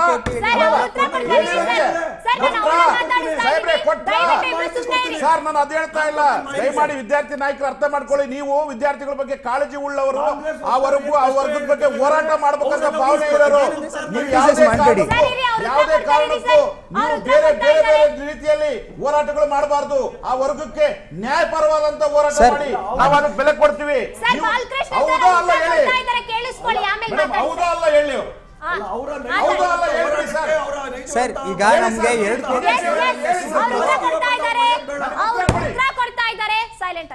ಕೋಟಿ ಸರ್, ಹಂಗಾರೆ ಸೆಂಟ್ರಲ್ ಗೌರ್ಮೆಂಟ್ ಕೆಲಸ ಮಾತ್ರ ಗೌರ್ಮೆಂಟ್ ಕೆಲಸನ, ಸ್ಟೇಟ್ ಗೌರ್ಮೆಂಟ್ ಕೆಲಸನೇ ಅಲ್ವಾ ಸರ್? ಹಂಗಾರೆ ಅವ್ರಿಗಷ್ಟೇ ಕಾಯ್ಬೇಕಾ? ನಮ್ಗೆ ಹಂಗಾರೆ ಸ್ಟೇಟ್ ಇಂದ ನಿರೀಕ್ಷೆ ಇಟ್ಕೊಂಡ್ಬಿಡಿ ಅಂತ ಹೇಳ್ತಾ ಇದೀರಾ? ಅಲ್ಲ, ನಾವು ನಿರೀಕ್ಷೆ ಇಟ್ಕೋಬೇಡಿ ಅಂತ ಹೇಳ್ತಾ ಇಲ್ಲ. ನಾವು ನಿಮ್ ಜೊತೆಲಿ ಇದೀವಿ. ಎಲ್ಲಿದ್ದೀರಾ ಸರ್? ಇದ್ದೀರಾ? ನಿಮ್ಮ ಪ್ರಣಾಳಿಕೆ ಆಗಿರ್ಬೋದು, ನಿಮ್ಮ ರ್ಯಾಲಿ ಸ್ಟೇಟ್ಮೆಂಟ್ ಗಳಾಗಿರ್ಬೋದು, ಬಿಜೆಪಿ ಅವ್ರು ಕೊಟ್ಟಿಲ್ಲ ನಾವು ಕೊಡ್ತೀವಿ ಅಂತ ಇತ್ತೆ ಹೊತ್ತು. ನಾನು ಪೊಲಿಟಿಸೈಸ್ ಮಾಡ್ತಾ ಇಲ್ಲ, ಬಟ್ ನಿಮ್ ಸ್ಟೇಟ್ಮೆಂಟ್ ಗಳನ್ನ ಓಪನ್ ಆಗಿ ಹೇಳ್ತಾ ಇದ್ದೀನಿ. ಅವ್ರನ್ನ ಟೀಕೆ ಮಾಡ್ತಿಲ್ಲ ಅನ್ನೋದಾದ್ರೆ ಯಾವ ಕಾರಣಕ್ಕೋಸ್ಕರ ಟೀಕೆ ಮಾಡ್ತಾ ಇಲ್ಲ?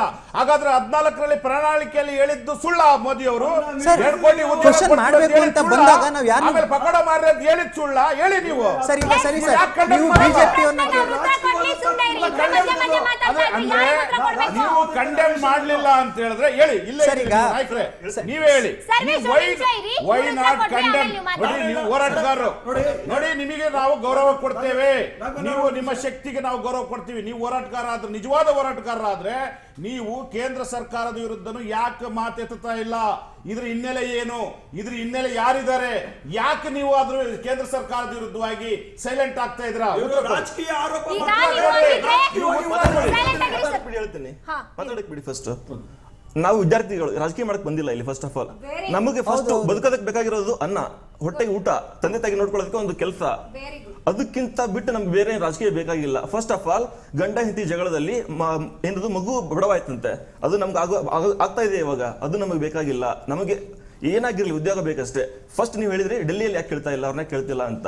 ಸರ್, ಇಲ್ಲಿಂದ ಬೆಂಗಳೂರಿಂದ ಡೆಲ್ಲಿವರೆಗೂ ನಾವೆಲ್ಲ ಹೋಗಕ್ಕಾಗುತ್ತಾ? ನಡ್ಕೊಂಡು ಹೋಗಕ್ಕಾಗುತ್ತಾ? ಫಸ್ಟ್ ಆಫ್ ಆಲ್ ಡಿಸ್ಟೆನ್ಸ್ ನೋಡಿ. ಮತ್ತೆ ಬೆಂಗಳೂರು ಇಲ್ಲೇ ಇದೆ. ಫಸ್ಟ್ ನಮಗೆ ಉದ್ಯೋಗ ಬೇಕಾಗಿರುವಂತದ್ದು ಜಸ್ಟ್ ಡಿಗ್ರಿ ಪಾಸ್ ಮಾಡ್ಕೊಂಡಿರುವಂತ ವಿದ್ಯಾರ್ಥಿಗಳಿಗೆ ಹೋಗ್ತು ಹೊರತು 40 ಏಜ್ ಆದಂತರಿಗೆ ಅಲ್ಲ. ನೀವು ಹೇಳ್ತಾ ಇದ್ದೀರಾ 2014 ಅಂತ. ಎಷ್ಟಾಯ್ತು? 12 ವರ್ಷ ಆಯ್ತು.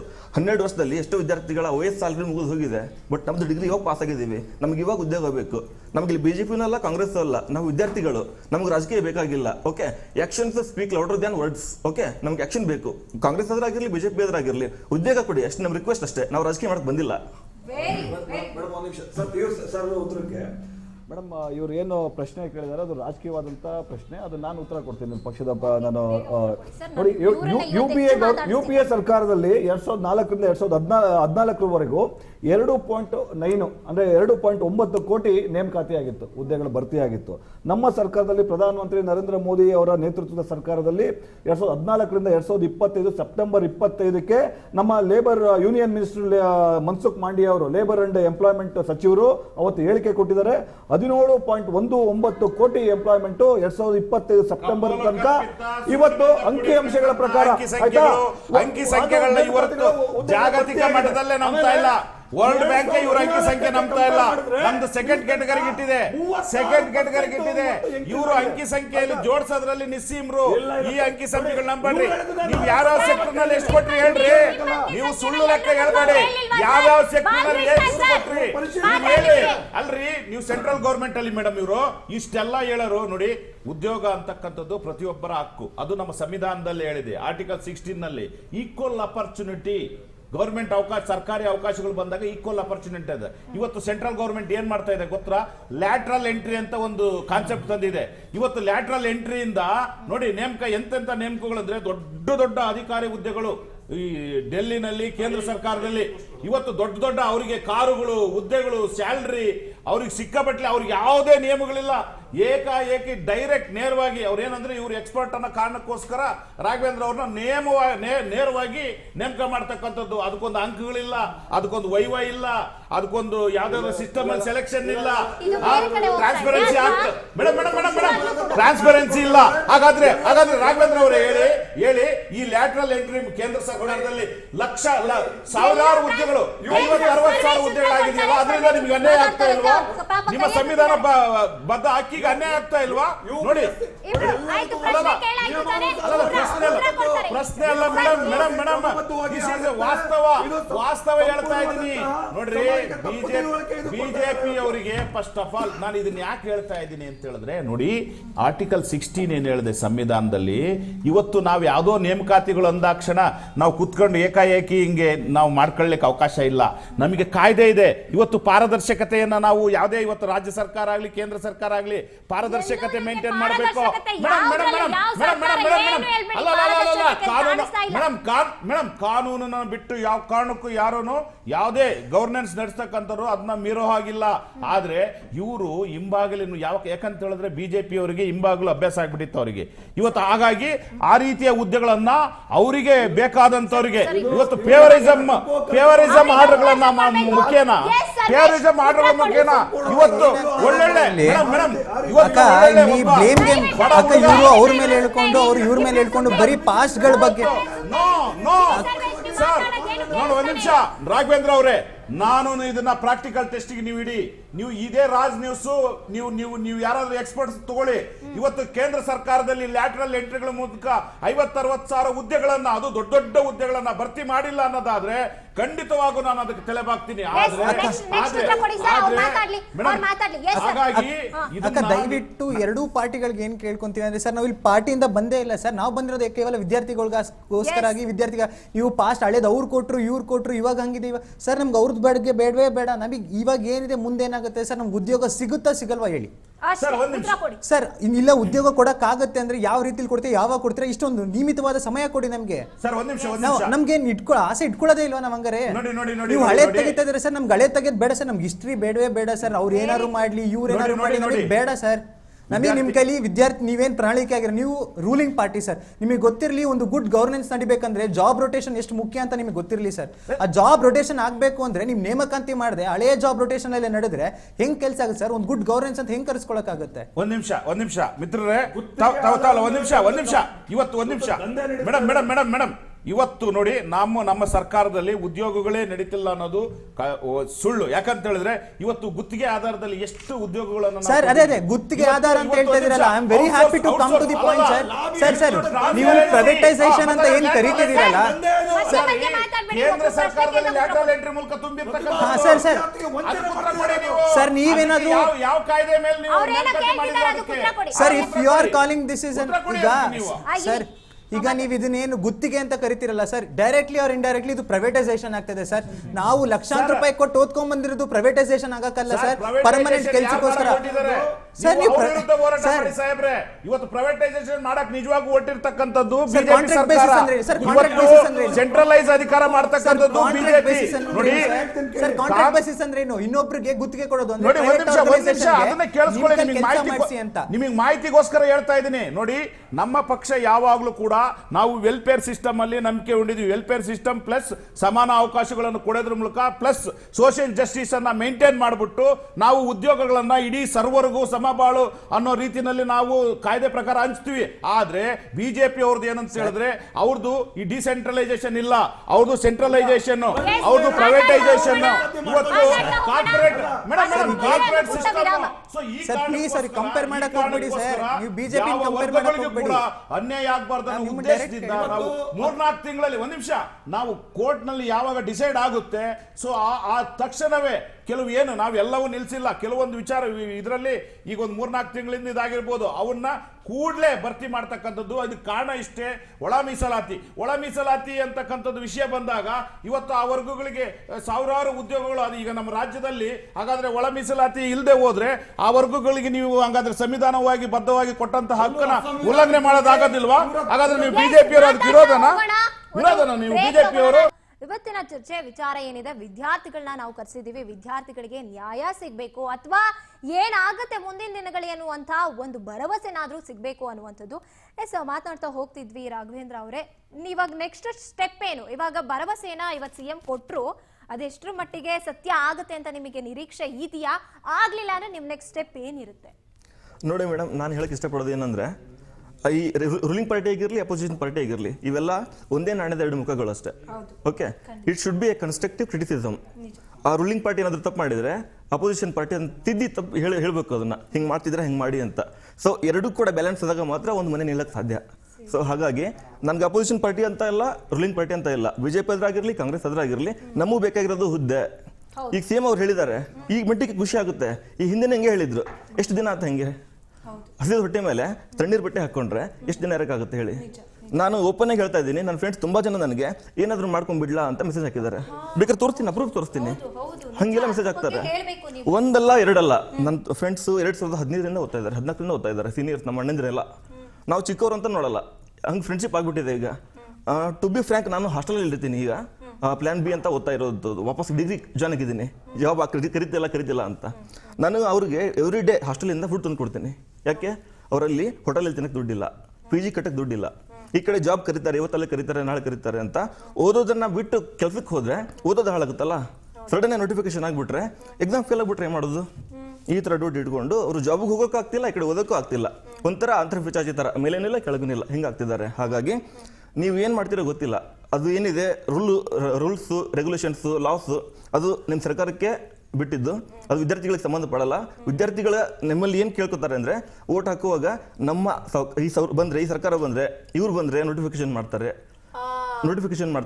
ಜಾಬ್ ತಗೋತೀವಿ, ಅಪ್ಪ ಅಮ್ಮನ ಚೆನ್ನಾಗಿ ನೋಡ್ಕೋತೀವಿ. ಅವರು ಹೋಗೋದ್ರೊಳಗೆ ಅವರನ್ನು ಅಟ್ಲೀಸ್ಟ್ ಲಾಸ್ಟ್ ಮೂಮೆಂಟಲ್ಲಾದರೂ ಚೆನ್ನಾಗಿ ನೋಡಿಕೊಂಡು ಅವ್ರಿಗೆ ಹೊಟ್ಟೆ ತುಂಬ ಊಟ ಹಾಕಿ ಚೆನ್ನಾಗಿ ನೋಡ್ಕೋಬೇಕು ಅನ್ನೋ ಆಸೆಯಿಂದ, ಒಂದು ಆಶಾಭಾವನೆಯಿಂದ ಕಾಯ್ತಾ ಇದ್ದಾರೆ. ಸೊ ದಯವಿಟ್ಟು ಎರಡೂ ಪಾರ್ಟಿಗಳಿಗೂ ಯಾರಾದರೂ ಆಗಿರಲಿ ಕೈ ಮುಗಿದು ಕೇಳ್ಕೊತೀನಿ, ದಯವಿಟ್ಟು ನೋಟಿಫಿಕೇಶನ್ ಮಾಡಿ ನಮ್ಮ ವಿದ್ಯಾರ್ಥಿಗಳಿಗೆ ಬಾಳನ್ನ ಬೆಳಕೋದಕ್ಕೆ ಹೆಲ್ಪ್ ಮಾಡಿ. ಎಸ್, ನೀವು ಅವಾಗಲೇ ಹೇಳ್ತಾ ಹೋದ್ರಿ, ನೀವು ಗದಗ ಇಂದ ಬಂದು ಬೆಂಗಳೂರಿಗೆ ಬಂದು ಓದ್ತಾ ಇರುವಂತದ್ದು. ಇದೇ ರೀತಿಯಾಗಿ ಹೆಣ್ಮಕ್ಳು ಮನೆಯಲ್ಲಿ ಏನು ಆರ್ಥಿಕವಾಗಿ ಏನೂ ಇರಲ್ಲ. ಇವಾಗ ಒಂದ್ ಹೆಣ್ಮಗು ಒಂದ್ ಊರಿಂದ ಒಂದ್ ಊರಿಗೆ, ಹೆಣ್ಮಗು ಅಂತ ಮಾತ್ರ ಇದರಲ್ಲಿ ಡಿಗ್ರೇಡ್ ಮಾಡೋ ಹಾಗಿಲ್ಲ, ಗಂಡ್ಮಕ್ಳು ಅಷ್ಟೇನೆ. ನೀವು ಅವಾಗಲೇ ಸ್ಟಾರ್ಟಿಂಗೇ ಹೇಳಿದ್ರಿ, ಈ ಓದೋಕೆ ಅಂತ ಊರಿಂದ ಊರಿಗೆ ಬಂದಿರೋರೆಲ್ಲರೂ ರಿಚ್ ಪೀಪಲ್ ಅಲ್ಲ, ಎಲ್ಲರೂ ಕೂಡ ಅಪ್ಪ ಅಮ್ಮ ಕಣ್ಣಲ್ಲಿ ಕನಸಿಟ್ಕೊಂಡು ನನ್ನ ಮಗ ಆ ಅಧಿಕಾರಿ ಆಗ್ಲಿ, ಈ ಅಧಿಕಾರಿ ಆಗ್ಲಿ, ನನ್ನ ಮಗ್ಳ ಹಂಗಾಗ್ಲಿ ಹಿಂಗಾಗ್ಲಿ, ಅವಾಗ್ಲಾದ್ರೂ ನಮ್ ಕಷ್ಟ ನೆರವೇರ್ಲಿ ಅಂತ ಒಂದ್ ಹುಡುಗಿ ಅಥವಾ ಹುಡುಗ ಇಲ್ಲಿಗೆ ಬಂದ್ ಬೆಂಗಳೂರಿಗೆ ಬಂದು ಒಂದ್ 10,000 ಜಾಸ್ತಿನೇ ಬೇಕಲ್ವಾ ಒಂದ್ ತಿಂಗಳು ಕಳಿಬೇಕು ಅಂದ್ರೆ? ಎಷ್ಟು ಕಷ್ಟ ಇದೆ, ಯಾಕೆ ಅರ್ಥ ಆಗ್ತಿಲ್ಲ? ಯಾರ್ದು ಎಲ್ಲಿ ಹಾಳು ಬಿದ್ದೋಗ್ಲಿ ವಿದ್ಯಾರ್ಥಿಗಳಿಗೆ ನ್ಯಾಯ ಸಿಗಬೇಕು. ಎಸ್, ಇನ್ನು ಡೆಸ್ಕಲ್ ಇರೋರು ಸರ್ವೇಶ್, ನೀವು ಏನ್ ಹೇಳ್ತೀರಾ? ನಿಮ್ಮ ನಿಲುವೇನು, ಅಥವಾ ನೀವೇನ್ ಕೇಳ್ಕೊತೀರಾ ಅವರಿಗೆ? ಅಕ್ಕ, ಇಲ್ಲಿ ಎರಡೂ ಪಾರ್ಟಿ ಸೈಡ್ಗಿಟ್ಟು ಒಂದು ರೂಲಿಂಗ್ ಗೌರ್ಮೆಂಟಿಗೆ ನಾನು ಕೇಳೋದು ಒಂದಾದ್ರೆ, ಸರ್ ನಿಜವಾಗ್ಲೂ ನಿಮಗೆ ತಗೊಳ್ಬೇಕು ಅನ್ನೋ ಆಸಕ್ತಿ ಇದೆಯಾ? ಉದ್ಯೋಗ ತಗೊಳ್ಬೇಕು ಅನ್ನೋ ಕೊಡ್ತೀವಿ ಅನ್ನೋ ಆಸಕ್ತಿ ನಿಮ್ಗೆ ಇದೆಯಾ ಸರ್? ಯಾಕಂದರೆ ನಮಗೆ ನಿರಾಸೆ ಆಗಿಬಿಟ್ಟಿದೆ ಸರ್. ನಾವಿನ್ನು ಕಾಯಬೇಕು ಅನ್ನೋ ಮನಸ್ಥಿತಿ ಒಂಚೂರು ಇಲ್ಲ ಸರ್. ಇಷ್ಟು ವರ್ಷಗಳು ಕಾದಿ ಎಷ್ಟು ಬೇಜಾರಾಗಿದೆ ಅಂದರೆ ಸರ್, ಈಗೆಲ್ಲ ಈ ಬಿಟ್ಬಿಟ್ಟು ಗೌರ್ಮೆಂಟ್ ಕೆಲಸದ ಆಸೆ ಬಿಟ್ಬಿಟ್ಟು ಎಲ್ಲೋ ಒಂದು 10,000 ಕೊಟ್ಟರು ಪರವಾಗಿಲ್ಲ, ಎಲ್ಲೋ ಒಂದು ಬೇರೆ ಕಡೆ ಹೋಗ್ಬಿಡೋಣ ಅಷ್ಟು ಬೇಜಾರಾಗಿದೆ ಸರ್. ಈಗ ನಿಮ್ಮ ಕಡೆಯಿಂದ ಆಗ್ತಾ ಇಲ್ಲ ಅಂದರೆ ಯಾಕೆ ಆಗ್ತಾ ಇಲ್ಲ? ನಿಮ್ಮ ಕೈಲಿ ಯಾಕೆ ಕೊಡೋಕೆ ಆಗ್ತಾ ಇಲ್ಲ? ಆದರೆ ಯಾವಾಗ ಆಗುತ್ತೆ? ಮತ್ತು ಇನ್ನೊಂದು ನಮ್ಮ ಅಪೋಸಿಟ್ ಪಾರ್ಟಿಗೆ ಏನು ಕೇಳಬೇಕಂದ್ರೆ ಸರ್, ನಿಜವೂ one of the best power ಇರೋ ಜಾಗ ಗೌರ್ಮೆಂಟಲ್ಲಿ ಅಂದರೆ ಅಪೋಸಿಷನ್ ಅವ್ರಿಗೆ ಸರ್. ಅಪೋಸಿಷನ್ ಅವ್ರು ಯಾಕೆ ನೀವು ಕಾನ್ಫಿಡೆನ್ಸ್ ಮೋಷನ್ ಕರೆದಿ ನಮ್ಮ ವಿದ್ಯಾರ್ಥಿಗಳ ಸಮಸ್ಯೆ ಏನಿದೆ ನೀವು ಯಾಕೆ ಇತ್ಯರ್ಥ ಮಾಡಬೇಕು ಅಂತ ಯಾಕೆ ಮನಸ್ಸಿಗೆ ತಗೊಳ್ತಾ ಇಲ್ಲ? ನೀವು ಯಾಕೆ ಇದನ್ನೆಲ್ಲ ಸದನದಲ್ಲಿ ಮಾತಾಡ್ತಾ ಇಲ್ಲ? ಸದನದಲ್ಲಿ ತಂದು ಇದನ್ನೆಲ್ಲ ಯಾಕೆ ನೀವು ಇತ್ಯರ್ಥ ಮಾಡಬೇಕು ಅಂತ ನೀವು ಯಾಕೆ ಅಂದ್ಕೊಂಡಿಲ್ಲ? ಇವತ್ತು ನೀವು ನಮ್ಮ ಜೊತೆ ಕೈ ಜೋಡಿಸಿದ್ರೆ ಖುಷಿ ಆಗುತ್ತೆ. ಅದೇ ಇದನ್ನ ಒಂದು ಕಾನ್ಫಿಡೆನ್ಸ್ ಮೋಷನ್ ಆಗಿ ಕರೆದಿ ನೀವು ಯಾಕೆ ಇದನ್ನ ನಮ್ಮನ್ನೆಲ್ಲ ಇತ್ಯರ್ಥ ಮಾಡಿ. ಈಗ ಸರ್ ನಿಜ ಹೇಳಬೇಕು ಅಂದರೆ, ಈಗೇನು ಗುತ್ತಿಗೆ ಇದರಲ್ಲಿ ಅಂತ ಕೊಡ್ತಾರಲ್ಲ ಸರ್, ಗುತ್ತಿಗೆಲ್ಲಿ ಕೊಡ್ತಾರಲ್ಲ ಸರ್, ಬೇಸಿಕ್ ಪೇ ಏನಿರುತ್ತಲ್ಲ ಸರ್, 12 to 15 ಅಂದರೆ ಏನು 12,000ದಿಂದ 15,000 ಏನಿದಿರ್ತಲ್ಲ ಸರ್, ಅದನ್ನು ನೀವೇ ಹೇಳಿ. ಬೆಂಗಳೂರಲ್ಲಿ ಆಗಲಿ ಎಲ್ಲೇ ಆಗಲಿ 12ರಿಂದ 15,000 ಲೆಕ್ಕ ಬದುಕೋಕ್ಕಾಗಲ್ಲ ಅಕ್ಕ. ಜಾಸ್ತಿ ಮಾತಾಡಿದ್ರೆ ಪ್ರೈವೇಟ್ ಕಂಪನಿ ಹೋಗಪ್ಪ ನೀನು ಹೊರಗಡೆ ಅಂತಾರೆ. ಈಗ ಹೆಂಗಾಗಿದೆ ಅಂದ್ರೆ ಅಕ್ಕ, ನಿಜವಾಗ್ಲೂ ಮುಂದೆ ಕೆಲಸ ಹೋಗೋರು ಇದೆಲ್ಲ ಬಿಟ್ಟು ನಾವೆಲ್ಲರೂ ಪ್ರೈವೇಟಲ್ಲಿ ಹೋಗಬೇಕು. ಆಮೇಲೆ ಇನ್ನೊಂದು ಏನಂದ್ರೆ ಅಕ್ಕ, ಈಗ ದೊಡ್ಡ ಶಾಲೆಯಲ್ಲಿ ದೊಡ್ಡ ಕಾಲೇಜಲ್ಲಿ ಹೋಗಿ ದೊಡ್ಡ ಯೂನಿವರ್ಸಿಟಿಯಿಂದ ಹೊರಗಡೆ ಬಂದಿರೋರು ಒಳ್ಳೆ ಕಡೆ ಪ್ಲೇಸ್ ಆಗಿ ಹೋಗ್ತಾರೆ. ನಿಜವಾಗ್ಲೂ ಗೌರ್ಮೆಂಟ್ ಕೆಲಸಕ್ಕೆ ಬರಬೇಕು ಅಂತ ಇರೋರು ನಿಜವಾಗ್ಲೂ ಬಡತನ ಕಂಡಿರೋ ಮಕ್ಳುಗಳು ಅಕ್ಕ. ತುಂಬ ಕಷ್ಟದಿಂದ ಬಂದು ಎಲ್ಲೋ ಒಂದು ಕಡೆ ಗೌರ್ಮೆಂಟ್ ಕೆಲಸ ಸಿಕ್ಕರೆ ಎಲ್ಲೋ ಒಂದು ಕಡೆ ಹೋಗಿ ಬದುಕಿ ಜೀವನ ಸಾಗಿಸುವಂಥ ವಿದ್ಯಾರ್ಥಿಗಳು ಕಾಯ್ತಾ ಇರ್ತೀವಿ. ಆಸೆ ಆಕಾಂಕ್ಷೆಗಳನ್ನ ಇಟ್ಕೊಂಡು ಕಾಯ್ತಾ ಇರ್ತೀವಿ. ಹೆಂಗಾಗ್ತಿದೆ ಅಂದ್ರೆ, ಒನ್ ಮೋರ್ ಪಾಯಿಂಟ್ ಏನಂದ್ರೆ, ಪ್ರೈವೇಟಿಗೆ ಹೋಗಬೇಕು ಅಂದ್ರೂ ಕೂಡ ಫ್ರೆಷರ್ಸ್ನ ಕೇಳ್ತಾರೆ, ನೀವು ಫ್ರೆಷರ್ ಅಂತ ಕೇಳ್ತಾರೆ. ಬಟ್ ಇಲ್ಲಿ ಏನಾಗ್ತಿದೆ, ಡಿಗ್ರಿ ಮುಗಿದ ಕೂಡಲೇ ಕಾಂಪಿಟೇಟಿವ್ ಫೀಲ್ಡ್ ಬರ್ತಾರೆ, 5 ವರ್ಷ 6 ವರ್ಷ 7 ವರ್ಷ 8 ವರ್ಷ ಓದ್ತಾರೆ, ಗ್ಯಾಪ್ ಆಗಿಬಿಟ್ಟಿರುತ್ತೆ, ಆ ಸ್ಕಿಲ್ಗಳು ಹೋಗ್ಬಿಟ್ಟಿರ್ತವೆ. ಸೊ ಅವಾಗ ವಾಪಸ್ ಎಕ್ಸ್ಪೀರಿಯನ್ಸ್ ಸರ್ಟಿಫಿಕೇಟ್ ತೊಗೊಬೇಕಾಗುತ್ತಾ? ನಿಜ, ಈ ಸೀರಿಯಸ್ಲಿ ಆಗಲ್ಲ. ಇದು ಈ ತರ ಕಾಂಪಿಟೇಟಿವ್ ಓದೋರು ಎಥಿಕ್ಸ್ ಅಲ್ಲಿ ಓದ್ಕೊಂಡಿರ್ತಾರೆ, ಅವ್ರು ಅನೈತಿಕಲಿ ಆಗಿ ಸರ್ಟಿಫಿಕೇಟ್ ಮಾಡ್ಕೊಂಡು ಹೋಗಕ್ಕಾಗುತ್ತಾ? ಸಾಧ್ಯನೇ ಇಲ್ಲ. ಸೊ ಅವ್ರು ಹೆಂಗ್ ಬದುಕಬೇಕು ಹೇಳಿ? ಹೌದು. ಆಮೇಲೆ ಸರ್ ನಾವು ಒಂದು ಕೇಳ್ತೀನಿ ಅಕ್ಕ, ಈ ಪೊಲಿಟಿಕ್ಸ್ನ ಸೈಡ್ಗೆ ಇಟ್ಬಿಟ್ಟು ಸರ್ ಇರೋ ಫ್ಯಾಕ್ಟ್ ಬಗ್ಗೆ ಮಾತಾಡಿ ಸರ್ ದಯವಿಟ್ಟು. ನೀವು BJP ಅವ್ರು ಹಾಗೆ ಮಾಡಿದ್ರು, ಕಾಂಗ್ರೆಸ್ ಅವ್ರು, ಸರ್ ಫ್ಯಾಕ್ಟ್ ಹೇಳಿ ಸರ್, ವಿದ್ಯಾರ್ಥಿಗಳಿಗೊಂದು ನೇರ ಉತ್ತರ ಕೊಡಿ ಸರ್. ನಮಗೆ ಹಿಸ್ಟ್ರಿ ಬೇಡವೇ ಬೇಡ. ವಿದ್ಯಾರ್ಥಿ ನಾಯಕರ ಸರ್ವೇಶ್ ಅವರೇ, ನಿಮಗೆ ಅದನ್ನೇ ನಾನು ಹೇಳಲಿಕ್ಕೆ ಹೊರಟಿದ್ದು. ನೀವು ಮಾಡ್ತಕ್ಕಂಥ ಕೆಲಸ ಒಳ್ಳೆ ಕೆಲಸ, ನೀವು ಹೋರಾಟ ಮಾಡಿ. ನಿಮ್ಮ ಏನು ವಿದ್ಯಾರ್ಥಿ ಸಂಘಟನೆ ಇದೆ, ಆ ಸಂಘಟನೆ ಈಗೇನು ಕಳೆದ 2014ರಿಂದ ಇಲ್ಲಿಯವರೆಗೆ ಏನು ಕೇಂದ್ರ ಸರ್ಕಾರದಲ್ಲಿ ಕೊಟ್ಟಿಲ್ಲ, ಸೊ ಅದ್ರ ವಿರುದ್ಧ ಕೂಡ ತಾವು ಪ್ರತಿಭಟನೆ ಮಾಡಿ. ನಿಮ್ಮ ಜೊತೆ ನಾವು ಕೇಂದ್ರ ಸರ್ಕಾರ ಒಂದೇ ಅಲ್ಲ, ಅದ್ರ ಬಗ್ಗೆ ಯಾಕೆ ಎತ್ತುತ್ತಾ ಇಲ್ಲ ನೀವು? ಸರ್ ಕೇಂದ್ರ ಸರ್ಕಾರ ಒಂದೇ ಗೌರ್ಮೆಂಟ್ ಕೆಲಸ ಅಲ್ಲ ಸರ್. ಹಂಗ ಸ್ಟೇಟ್ ಅಲ್ಲಿ ಇರೋರು ಆಕಾಂಕ್ಷೆ ಇಟ್ಕೊಂಡ್ಬಾರ್ದ ಹೇಳ್ಬಿಡಿ. ನೀವು ಸ್ಟೇಟ್ ಅಲ್ಲಿ ಇರೋರು ಅನ್ನೋದಾದ್ರೆ ಹಾಗಾದ್ರೆ ಅವ್ರ ವಿರುದ್ಧವಾಗಿ ನೀವು ಮಾತನಾಡಲ್ಲ ಅನ್ನೋ ನಿಲುವೇನಾದ್ರು ಸರ್ ತಗೊಂಡಿದ್ದೀರಾ? ಪ್ಲೀಸ್ ಪೊಲಿಟಿಸೈಸ್ ಮಾಡಬೇಡಿ ಸರ್. ನಾವು ಒಬ್ರು ಪರ ಇನ್ನೊಬ್ರು ಪರ ಅಂತಲ್ಲ ಸರ್, ಪೊಲಿಟಿಸೈಸ್ ಮಾಡಬೇಡಿ. ಅರ್ಥ ಮಾಡ್ಕೊಳ್ಳಿ, ವಿದ್ಯಾರ್ಥಿಗಳಿಗೆ ನಿರುದ್ಯೋಗಿಗಳಿಗೆ ಉದ್ಯೋಗ ಸಿಗುತ್ತಾ ಇಲ್ವಾ, Direct question. ಯಾವಾಗ ನೇಮಕಾತಿ ಆಗುತ್ತೆ ಅಷ್ಟು ಮಾತ್ರ ಉತ್ತರ ಕೊಡಿ ಅಂತ ಅವ್ರು ಕೇಳ್ತಿರೋದು. Yes, ಅಕ್ಕ. ಕಾಂಗ್ರೆಸ್ ಉತ್ತರ ಕೊಡಿ, BJP ಉತ್ತರ ಕೊಡಿ, JDS ಉತ್ತರ ಕೊಡಿ ಅಂತ ಕೇಳ್ತಾನೆ ಇಲ್ಲ ಅವರು. ಒಂದ್ ನಿಮಿಷ ಮೇಡಮ್, ಪಾಯಿಂಟ್ ಇಷ್ಟೇ. ನಾನು ಹೇಳ್ತಿರೋದು ಅವ್ರಿಗೆ ಪೂರಕವಾಗಿ ನಾನು ಹೇಳ್ತಾ ಇದ್ದೀನಿ. ನಾವು ಏನು ನಮ್ಮ ಪಕ್ಷ ಅಧಿಕಾರಕ್ಕೆ ಬಂದ ನಂತರ ನಾವು ಯಾವ್ಯಾವ ರೀತಿನಲ್ಲಿ ಉದ್ಯೋಗಗಳನ್ನು ಕೊಟ್ಟಿವಿ ಅಂತ ಹೇಳಿದ್ವಿ. ಈಗಲೂ ಕೂಡ ಒಂದು ನಿಮಿಷ ಮೇಡಮ್, ನಾನು ಹೇಳ್ತಾ ಇದ್ದೀನಿ, ನಾವು ಅಧಿಕಾರಕ್ಕೆ ಏನು 2023ರಲ್ಲಿ ಬಂದ್ವಿ, ಅಲ್ಲಿಂದ ಇಲ್ಲಿವರೆಗೂ ನಾವು ಉದ್ಯೋಗಗಳು ಕೊಡ್ತಾನೆ ಬಂದಿದೀವಿ. ಅಕ್ಕ ಎಷ್ಟು ಕೊಟ್ಟಿದ್ದಾರೆ ಗೊತ್ತಾ ಅಕ್ಕ? ಆಸ್ ಪರ್ ಫ್ಯಾಕ್ಟ್ ಹೆಂಗಿದೆ ಗೊತ್ತಾ ಅಕ್ಕ? ಮೇಡಮ್ ಒಂದ್ ನಿಮಿಷ, ಇದು ಕೇವಲ 2076 ಲಕ್ಷಗಳ ಹುದ್ದೆ ಖಾಲಿ ಇದ್ದು ಅದ್ರಲ್ಲಿ ಬರೀ 40 ಲಕ್ಷ ಕೊಟ್ಟಿದ್ದಾರೆ ಅಕ್ಕ. ಅಲ್ಲ 40,000. ಸರ್ವೇಶ್ ಒಂದ್ ನಿಮಿಷ ಕೇಳಿ, ಇಲ್ಲಿ ಸ್ವಲ್ಪ ಟೆಕ್ನಿಕಾಲಿಟಿ ಅರ್ಥ ಮಾಡ್ಕೊಳ್ಳಿ. ಹೇಳಿ ಸರ್. ಒಂದು ಹೈಕೋರ್ಟ್ ನಲ್ಲಿ ಕೇಸ್ ಇದೆ, ತಾತ್ಕಾಲಿಕವಾಗಿ ಅಷ್ಟೇ ಈಗ ನಿಂತಿರೋದು. ನೀವು ಹಂಗಂದ ತಕ್ಷಣ ನಿಲ್ಲಲ್ಲ. ನೀವು ನೋಡ್ರಿ, ಈ ದೇಶದ ಸಂವಿಧಾನ ಗೊತ್ತಿದೆ ನಿಮಗೆ, ಕಾನೂನು ಗೊತ್ತಿದೆ, ಕಾನೂನು ಪ್ರಕ್ರಿಯೆಗಳು ಗೊತ್ತಿದೆ. ಸೊ ಒಂದು ಯಾವ್ದೋ ಒಂದು ಕಾರಣಕ್ಕೋಸ್ಕರ 2 ಕೇಸಸ್ ಪೆಂಡಿಂಗ್ ಇದಾವೆ. ಅದಾದ ತಕ್ಷಣ ಉದ್ಯೋಗಗಳು ನಾವು ಯಾವುದೇ ನಿಲ್ಸೋದಿಲ್ಲ. ಯಾಕಂತ ಹೇಳಿದ್ರೆ ನಾವು ನೋಡಿ ಬೇರೆ ಯಾವ್ದಾದ್ರು ಕೇಸ್ಗಳಾಗಿದ್ರೆ ಫಾಸ್ಟ್ ಟ್ರ್ಯಾಕ್ ತಂದು ಇದನ್ನ ಸಾಲ್ವ್ ಮಾಡಕ್ಕಾಗತ್ತೆ. ಈ ವಿದ್ಯಾರ್ಥಿಗಳ ಕೇಸ್ಗಳಾದ್ರೆ ನೀವು ಹಂಗೆ ಬಿಡ್ತೀರಾ? ನಿಮಗೆ 9th ಶೆಡ್ಯೂಲ್ ಅಂದ್ರೆ ಏನಂತ ಗೊತ್ತಾ? ತಿಳ್ಕೊಂಡಿದ್ರೇನ್ರಿ 9th ಶೆಡ್ಯೂಲ್ ಅಂದ್ರೆ ಏನಂತ? ಯಾರು ಮಾಡ್ಬೇಕಂತ ಗೊತ್ತೇನ್ರಿ ಅದನ್ನ? ಬಿಜೆಪಿ ಅವ್ರ ಕೇಂದ್ರ ಸರ್ಕಾರ ಇದೆಯಲ್ರಿ, ಮತ್ತಾಗಾದ್ರೆ ಸೇರ್ಸ್ಲಿ ಬಿಡ್ರಿ, ಸೇರಿಸಿ ಇಮಿಡಿಯೇಟ್ ಆಗಿ 9th ಶೆಡ್ಯೂಲ್ ಸೇರಿಸಿ ನಮ್ಮ ಮೀಸಲಾತಿನ ಸರಿಪಡಿಸ್ಲಿ. ಇಲ್ಲೇ ಇದರಲ್ಲಿ ಹೇಳಿ ಕೇಳ್ರಿ, ಇವ್ರಿಗೆ ಕೇಳ್ರಿ. ಒಂದ್ ನಿಮಿಷ, ನಾನು ಅದನ್ನೇ ಹೇಳಕ್ ಕೊಟ್ಟಿರೋ ಸರ್ವೇಶ್. ನಾನು ಹೇಳ್ತಕ್ಕಂಥದ್ದು ನಾನು ಹೇಳ್ತಕ್ಕಂಥದ್ದು ಹೇಳಿದ್ರೆ ನೀವು ಏನಂತ ತಿಳ್ಕೊಂತಿದ್ರ ಅಂದ್ರೆ ನೀವು ಪಕ್ಷ ಅಂತ ಹೇಳ್ತೀರಂತ. ಸರಿ, ನಿಮಗೆ ಆ ಭಾವನೆ ಇಲ್ವಲ್ಲ? ಸೊ ಹಾಗಾದ್ರೆ ಬನ್ನಿ, 9th ಶೆಡ್ಯೂಲ್ ವಿರುದ್ಧವಾಗಿ ಕೇಂದ್ರ ಸರ್ಕಾರ ಹೋಗಿ ಕೇಳೋಣ. ಸಮಯ ಬಂತು ಅಂದ್ರೆ ದೇಶದಲ್ಲಿರೋ ವಿದ್ಯಾರ್ಥಿಗಳೆಲ್ಲ ಒಕ್ಕೂಟ ಸೇರಿ ನಾವು ಮಾಡೋ ಪ್ರತಿಭಟನೆ ಮಾಡೇ ಮಾಡ್ತೀವಿ. ಯಾರು ವಿರೋಧನ ಆಗ್ಲಿ ನಾವು ಮಾಡೇ ಮಾಡ್ತೀವಿ ಸರ್. ನಾವು ಕೇಳ್ತಾ ಇರೋದು ನೀವು ಸೆಂಟ್ರಲೈಸ್ ಮಾಡಬೇಡಿ. ನಾವು ಕೇಳ್ತಾ ಇರೋದು ಸ್ಟೇಟ್ ಅಲ್ಲಿ ನಿಮ್ ಕೈಲಿ ಕೊಡಕ್ ಆಗುತ್ತೋ ಆಗಲ್ವೋ? ಸೆಂಟ್ರಲ್ ಗೌರ್ಮೆಂಟ್ ಒಂದೇ ಕೆಲಸ ಅಲ್ಲ ಸರ್. ಹಂಗಾರೆ ಸೆಂಟ್ರಲ್ ಗೌರ್ಮೆಂಟ್ ಅಷ್ಟೇ ನಾವು ನಂಬ್ಕೊಂಡಿರ್ಬೇಕಾ? ಸ್ಟೇಟ್ ನ ನಂಬಾರ್ದ ನಾವು? ವಿದ್ಯಾರ್ಥಿಗಳು ಖಂಡಿತವಾಗ ಆ ವಿದ್ಯಾರ್ಥಿಗಳ ಪರವಾಗಿ ನಾನು ಮಾತಾಡ್ತಿದ್ದೇನೆ. ನಮ್ಮ ಪಕ್ಷ ಆ ವಿದ್ಯಾರ್ಥಿಗಳ ಪರವಾಗಿ ಇದೆ. ಅವರ ಒಂದು ದೃಷ್ಟಿಕೋನ ಇಟ್ಕೊಂಡು ನಾನು ಹೇಳ್ತಾ ಇರೋದು. ಇವತ್ತು ಈ ದೇಶದಲ್ಲಿ ಕೂಡ ಯಾಕಂತ ಹೇಳಿದ್ರೆ ಇದು ನಮಗೇನು ಕೇಂದ್ರ ಸರ್ಕಾರ ರಾಜ್ಯ ಸರ್ಕಾರದ ಏನು ಉದ್ಯೋಗದಲ್ಲಿ ಎರಡೂ ಕೂಡ ಪಾತ್ರ ಇರ್ತದೆ. ನೀವು ಬರೇ ಕೇಂದ್ರ ಸರ್ಕಾರ ರಾಜ್ಯ ಸರ್ಕಾರವನ್ನ ದೂಷಣೆ ಮಾಡಿ ಕೇಂದ್ರ ಸರ್ಕಾರದ ಮೇಲೆ ಓಲೈಕೆಯನ್ನ ಮಾಡ್ಲಿಕ್ಕೆ ಕೊಡ್ತಕ್ಕಂಥದ್ದು ಇದ್ರ ಹಿನ್ನೆಲೆ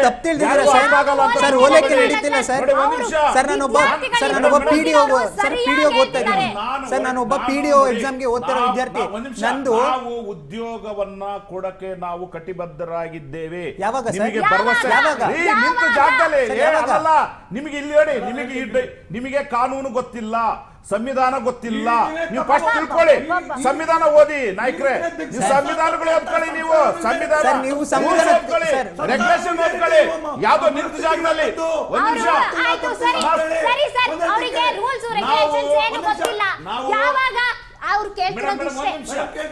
ನಿಮಿಷ ನಾವು ನಿರಂತರವಾಗಿ ಯಾವಾಗಲ್ಲ ಈಗ್ಲಿಂದಲೇ ಈ ಗಳಿಗೆಯಿಂದಲೇ ನಾವು ಮಾಡ್ಕೊ ಬಂದಿದೀವಿ, ಮುಂದುವರ್ಸ್ಕೊಂಡು ಹೋಗ್ತೀವಿ. ನಿಮಗೆ ಭರವಸೆಯನ್ನು ಕೊಡ್ತೀವಿ. ಯಾಕಂತ ಹೇಳಿದ್ರೆ ಒಂದ್ ನಿಮಿಷ ರೀ, ನಾನು ಹೇಳ್ತಾ ಇದ್ದೀನಿ, ನಾವು ನಿಲ್ಸ ಇಲ್ಲಲ್ರಿ. ನೀವು ಬ್ಲೇಮ್ ಮಾಡ್ಲಿಕ್ಕೆ ನಾವು ಕಂಟಿನ್ಯೂ ಮಾಡ್ತಾ ಇದೀವಿ ಕಣ್ರಿ. ನೀವು ಏಕಾಏಕಿ ಸುಮ್ನೆ ಯಾವ್ದೋ ತಪ್ಪು ಅಂಕಿ ಸಂಖ್ಯೆಗಳನ್ನು ಕೊಟ್ಟು ಮಾಡೇ ಇಲ್ಲ, ಈಗಲೇ ಸ್ಪಾಟ್ ಅಲ್ಲಿ ಮಾಡಿ ಅಂದ್ರೆ ಆಗುತ್ತಾ? ಮೊನ್ನೆ KSRTC ಸ್ಟ್ರೈಕ್ ಮಾಡಿದ್ರು, ನಾವು ಇಮಿಡಿಯೇಟ್ ಆಗಿ 1295 ಕೋಟಿ ರೂಪಾಯಿ ರಿಲೀಸ್ ಮಾಡಿದ್ವಿ. ಇವತ್ತು ಕಾಂಟ್ರಾಕ್ಟ್ನರ್ದು ಬೇಡಿಕೆ ಇತ್ತು, ಇವತ್ತು 20,000 ಕೋಟಿ ರೂಪಾಯಿ ಇವ್ರೇನ್ ಬಿಜೆಪಿ ಸರ್ಕಾರ ಇದ್ದಾಗ ಸುಮ್ಮನೆ ಅವೈಜ್ಞಾನಿಕವಾಗಿ ರಿಲೀಸ್ ಮಾಡಿದ್ರು, ನಾವು ಕೊಡ್ಲಿಲ್ವಾ? ನೋಡ್ರಿ ಇವತ್ತು ಜನರಿಗೆ ನಾವು ಬಜೆಟ್ ಸರ್ ಒಂದ್ ನಿಮಿಷ 169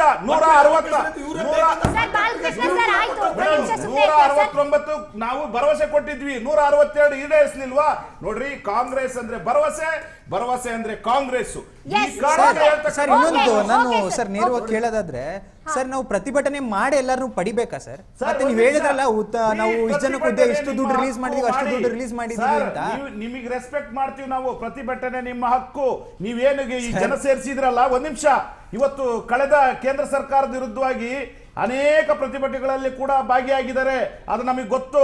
ಆ ತರ ಮಾಡಿ ಅಂತ ನಾನು ಹೇಳ್ತಾ ಇದ್ದೀನಿ, ನಿಮಗೆ ಸಜೆಷನ್ ಕೊಡ್ತಾ ಇದ್ದೀನಿ. ಪ್ರತಿಭಟನೆ ಕೆಲಸ ಮಾಡಲ್ಲ ಅಂತ ಹೇಳ್ತಾ ಇದ್ದೀರಾ? ದಾರಿ ತಪ್ಪಿಸ್ಲಿಕ್ಕೆ ಹೋಗ್ಬೇಡ್ರಿ ಆ ವಿದ್ಯಾರ್ಥಿಗಳನ್ನ. ಲೋಹಿತ್ ಸರ್, ಇವ್ರು ಮಾತಾಡ್ಬೇಡಿ. ಯಾರು ಜನ ಸೇರ್ಸಿಲ್ಲ, ಎಲ್ಲ ವಿದ್ಯಾರ್ಥಿಗಳು ತಮ್ಮ ಗೋಳನ್ನ ಹೇಳ್ಕೊಂಡು ಕಷ್ಟವನ್ನ ಹೇಳ್ಕೊಂಡು ಬಂದಿರುವಂತದ್ದು, ಯಾರು ಜನ ಸೇರ್ಸಿಲ್ಲ ಅಲ್ಲಿ. ಯಾಕೆ ಸರ್? ಪ್ಲೀಸ್ ಡೋಂಟ್ ಆಡ್ ನಿಮ್ಮ ಪೊಲಿಟಿಕ್ಸ್. ದಯವಿಟ್ಟು ಬೇಡ ಸರ್. ನಾನು ವಿದ್ಯಾರ್ಥಿನಿ ಆಗಿಕೊಂಡೇ ಬಂದಿರೋದು. ಮೇಡಮ್, ತಮಗೂ ಗೊತ್ತಿದೆ, ನಾನು ಹೇಳಿದೆ ಈಗಾಗಲೇ ಆರಂಭದಲ್ಲೇ ನಾವು ಸ್ಪಷ್ಟಪಡಿಸಿದ್ವಿ, ಸನ್ಮಾನ್ಯ ಮುಖ್ಯಮಂತ್ರಿಗಳು ಸ್ಪಷ್ಟಪಡಿಸಿದ್ದಾರೆ, ಸನ್ಮಾನ್ಯ ಉಪಮುಖ್ಯಮಂತ್ರಿಗಳು ಸ್ಪಷ್ಟಪಡಿಸಿದ್ದಾರೆ. ಕೇಸುಗಳು ಒಳ ಮೀಸಲಾತಿದು ಒಂದು ಕಾರಣ, ಎರಡನೇದು ಏನು ಸ್ಟೇಟ್ ಗೌರ್ಮೆಂಟ್ ವಿರುದ್ಧವಾಗಿ ಒಂದು ಏನು ಮೀಸಲಾತಿ ವಿಚಾರಕ್ಕೆ ಸಂಬಂಧಪಟ್ಟಂತೆ ಏನು ಹೈಕೋರ್ಟಲ್ಲಿ ಕೇಸ್ ನಡೀತಾ ಇದೆ. ಅದಕ್ಕೆ ಸಂಬಂಧಪಟ್ಟಂತೆ ಯಾಕಂತ ಹೇಳಿದ್ರೆ ಈಕ್ವಲ್ ಅಪರ್ಚುನಿಟಿ ಕೊಡೋ ಅಂಥ ಸಂದರ್ಭದಲ್ಲಿ ಆ ಯಾವ ವರ್ಗಗಳಿಗೂ ಕೂಡ ಅನ್ಯಾಯ ಆಗ್ಕೊಡುದು. ಒಂದು ವೇಳೆ ಅನ್ಯಾಯ ಆಯಿತು ಅಂತಂದ್ರೆ ಮತ್ತು ಕೋರ್ಟಿಗೆ ಹೋಗ್ತಾರೆ.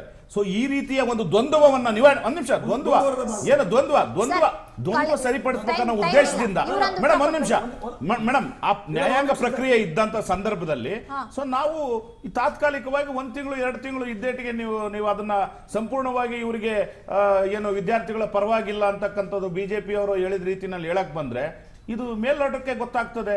ಹಾಗಾಗಿ ಸರ್, ನಾವು ಕೊಟ್ಟಿದೀವ್ರಿ 2 ಲಕ್ಷ ಉದ್ಯೋಗ ಯಾರಿಗೆ ಕೊಟ್ಟಿದ್ದಂಗಾದ್ರೆ ನೀವು ಅದನ್ನ ಹೇಳ್ಬೇಕಲ್ವಾ? ಸರಿ ಅಕ್ಕ, 2 ಲಕ್ಷ ಯಾವಾಗ ಕೊಟ್ಟಿದ್ದಾರೆ ಕೇಳಿ ಅಕ್ಕ. 2 ಲಕ್ಷ ಯಾವಾಗ ಕೊಟ್ಟಿದ್ದಾರೆ? ಅಲ್ರಿ, ನಾವು 2013ರಿಂದ 18ರವರೆಗೆ 2 ಲಕ್ಷ ಕೊಟ್ಟಿದ್ವಿ ಸರ್. ಹಳೆ ತೆಗಿಬಿಡಿ ಸರ್. 26ರವರೆಗೆ ಕೊಟ್ಟಿದ್ವಿ.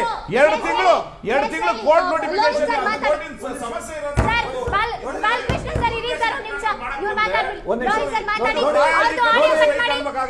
ನೋಡಿ ಮೇಡಮ್, ಇಷ್ಟೆಲ್ಲ ಗೊಂದಲಕ್ಕೆ ಮೂಲ ಕಾರಣನೇ ಇವರ ಸರ್ಕಾರದಲ್ಲಿ ದುಡ್ಡಿಲ್ಲ, ಹಣ ಇಲ್ಲ, ಖಾಲಿಯಾಗಿದೆ.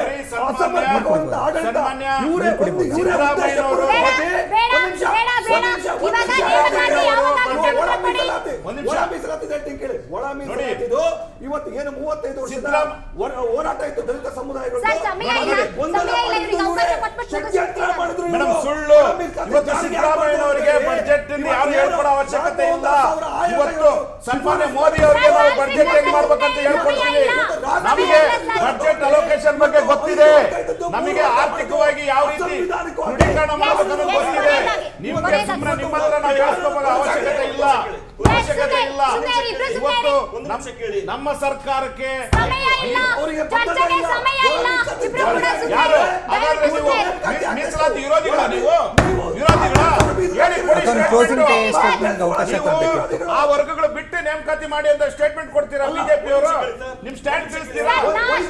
ನಿಮ್ ಸ್ಟ್ಯಾಂಡ್ ತಿಳಿಸಿ.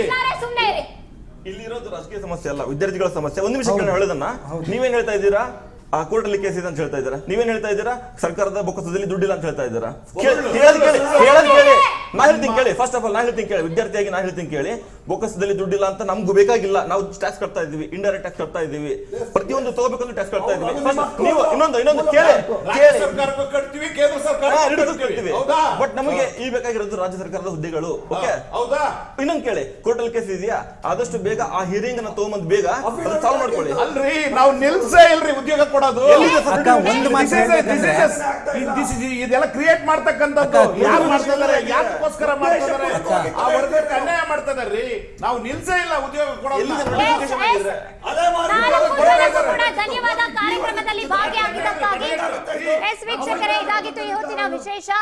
ನಾನು ಅನ್ಕೋತೀನಿ ವಿದ್ಯಾರ್ಥಿಗಳಿಬ್ರು ನಮ್ಮ ಪರವಾಗಿ ಬಂದು, ಅಂದ್ರೆ ಪಾಪಚ್ಚಿ ಅವ್ರ ಪರವಾಗಿ ಬಂದವರು ತಮ್ಮ ನಿಲುವನ್ನ ಏನಿದೆ ಅವ್ರು ತಗೊಳ್ಳೋಕೆ ಪ್ರಯತ್ನ ಪಟ್ಟಿದ್ದಾರೆ, ಅಥವಾ ತಮ್ಮ ಹೋರಾಟ ಏನಿದೆ ವಿದ್ಯಾರ್ಥಿಗಳು ಉದ್ಯೋಗಾಕಾಂಕ್ಷಿಗಳಿಗೆ ಉದ್ಯೋಗ ಕೊಡಿ ಅಷ್ಟೇ ಅವ್ರು ಕೇಳ್ತಾ ಇರುವಂತದ್ದು. ಇಲ್ಲಿ ಯಾವುದೇ ರಾಜಕೀಯ ಬೇಡ ಅಂತ ಹೇಳ್ತಿದ್ದಾರೆ. ದಯವಿಟ್ಟು ಸರ್ಕಾರ, ಕೇಂದ್ರ ಆಗಿರ್ಬೋದು, ರಾಜ್ಯ ಆಗಿರ್ಬೋದು, ದಯವಿಟ್ಟು ಅರ್ಥ ಮಾಡ್ಕೊಳ್ಳಿ. ಉದ್ಯೋಗಾಕಾಂಕ್ಷಿಗಳು ಕಣ್ಣಿಗೆ ಎಣ್ಣೆ ಬಿಟ್ಕೊಂಡು ಹಗಲು ರಾತ್ರಿ ಅಪ್ಪ ಅಮ್ಮನ್ ಬಿಟ್ಟು ಬಂದು ಇಲ್ಲಿ ಓದ್ತಾ ಇದ್ದಾರೆ.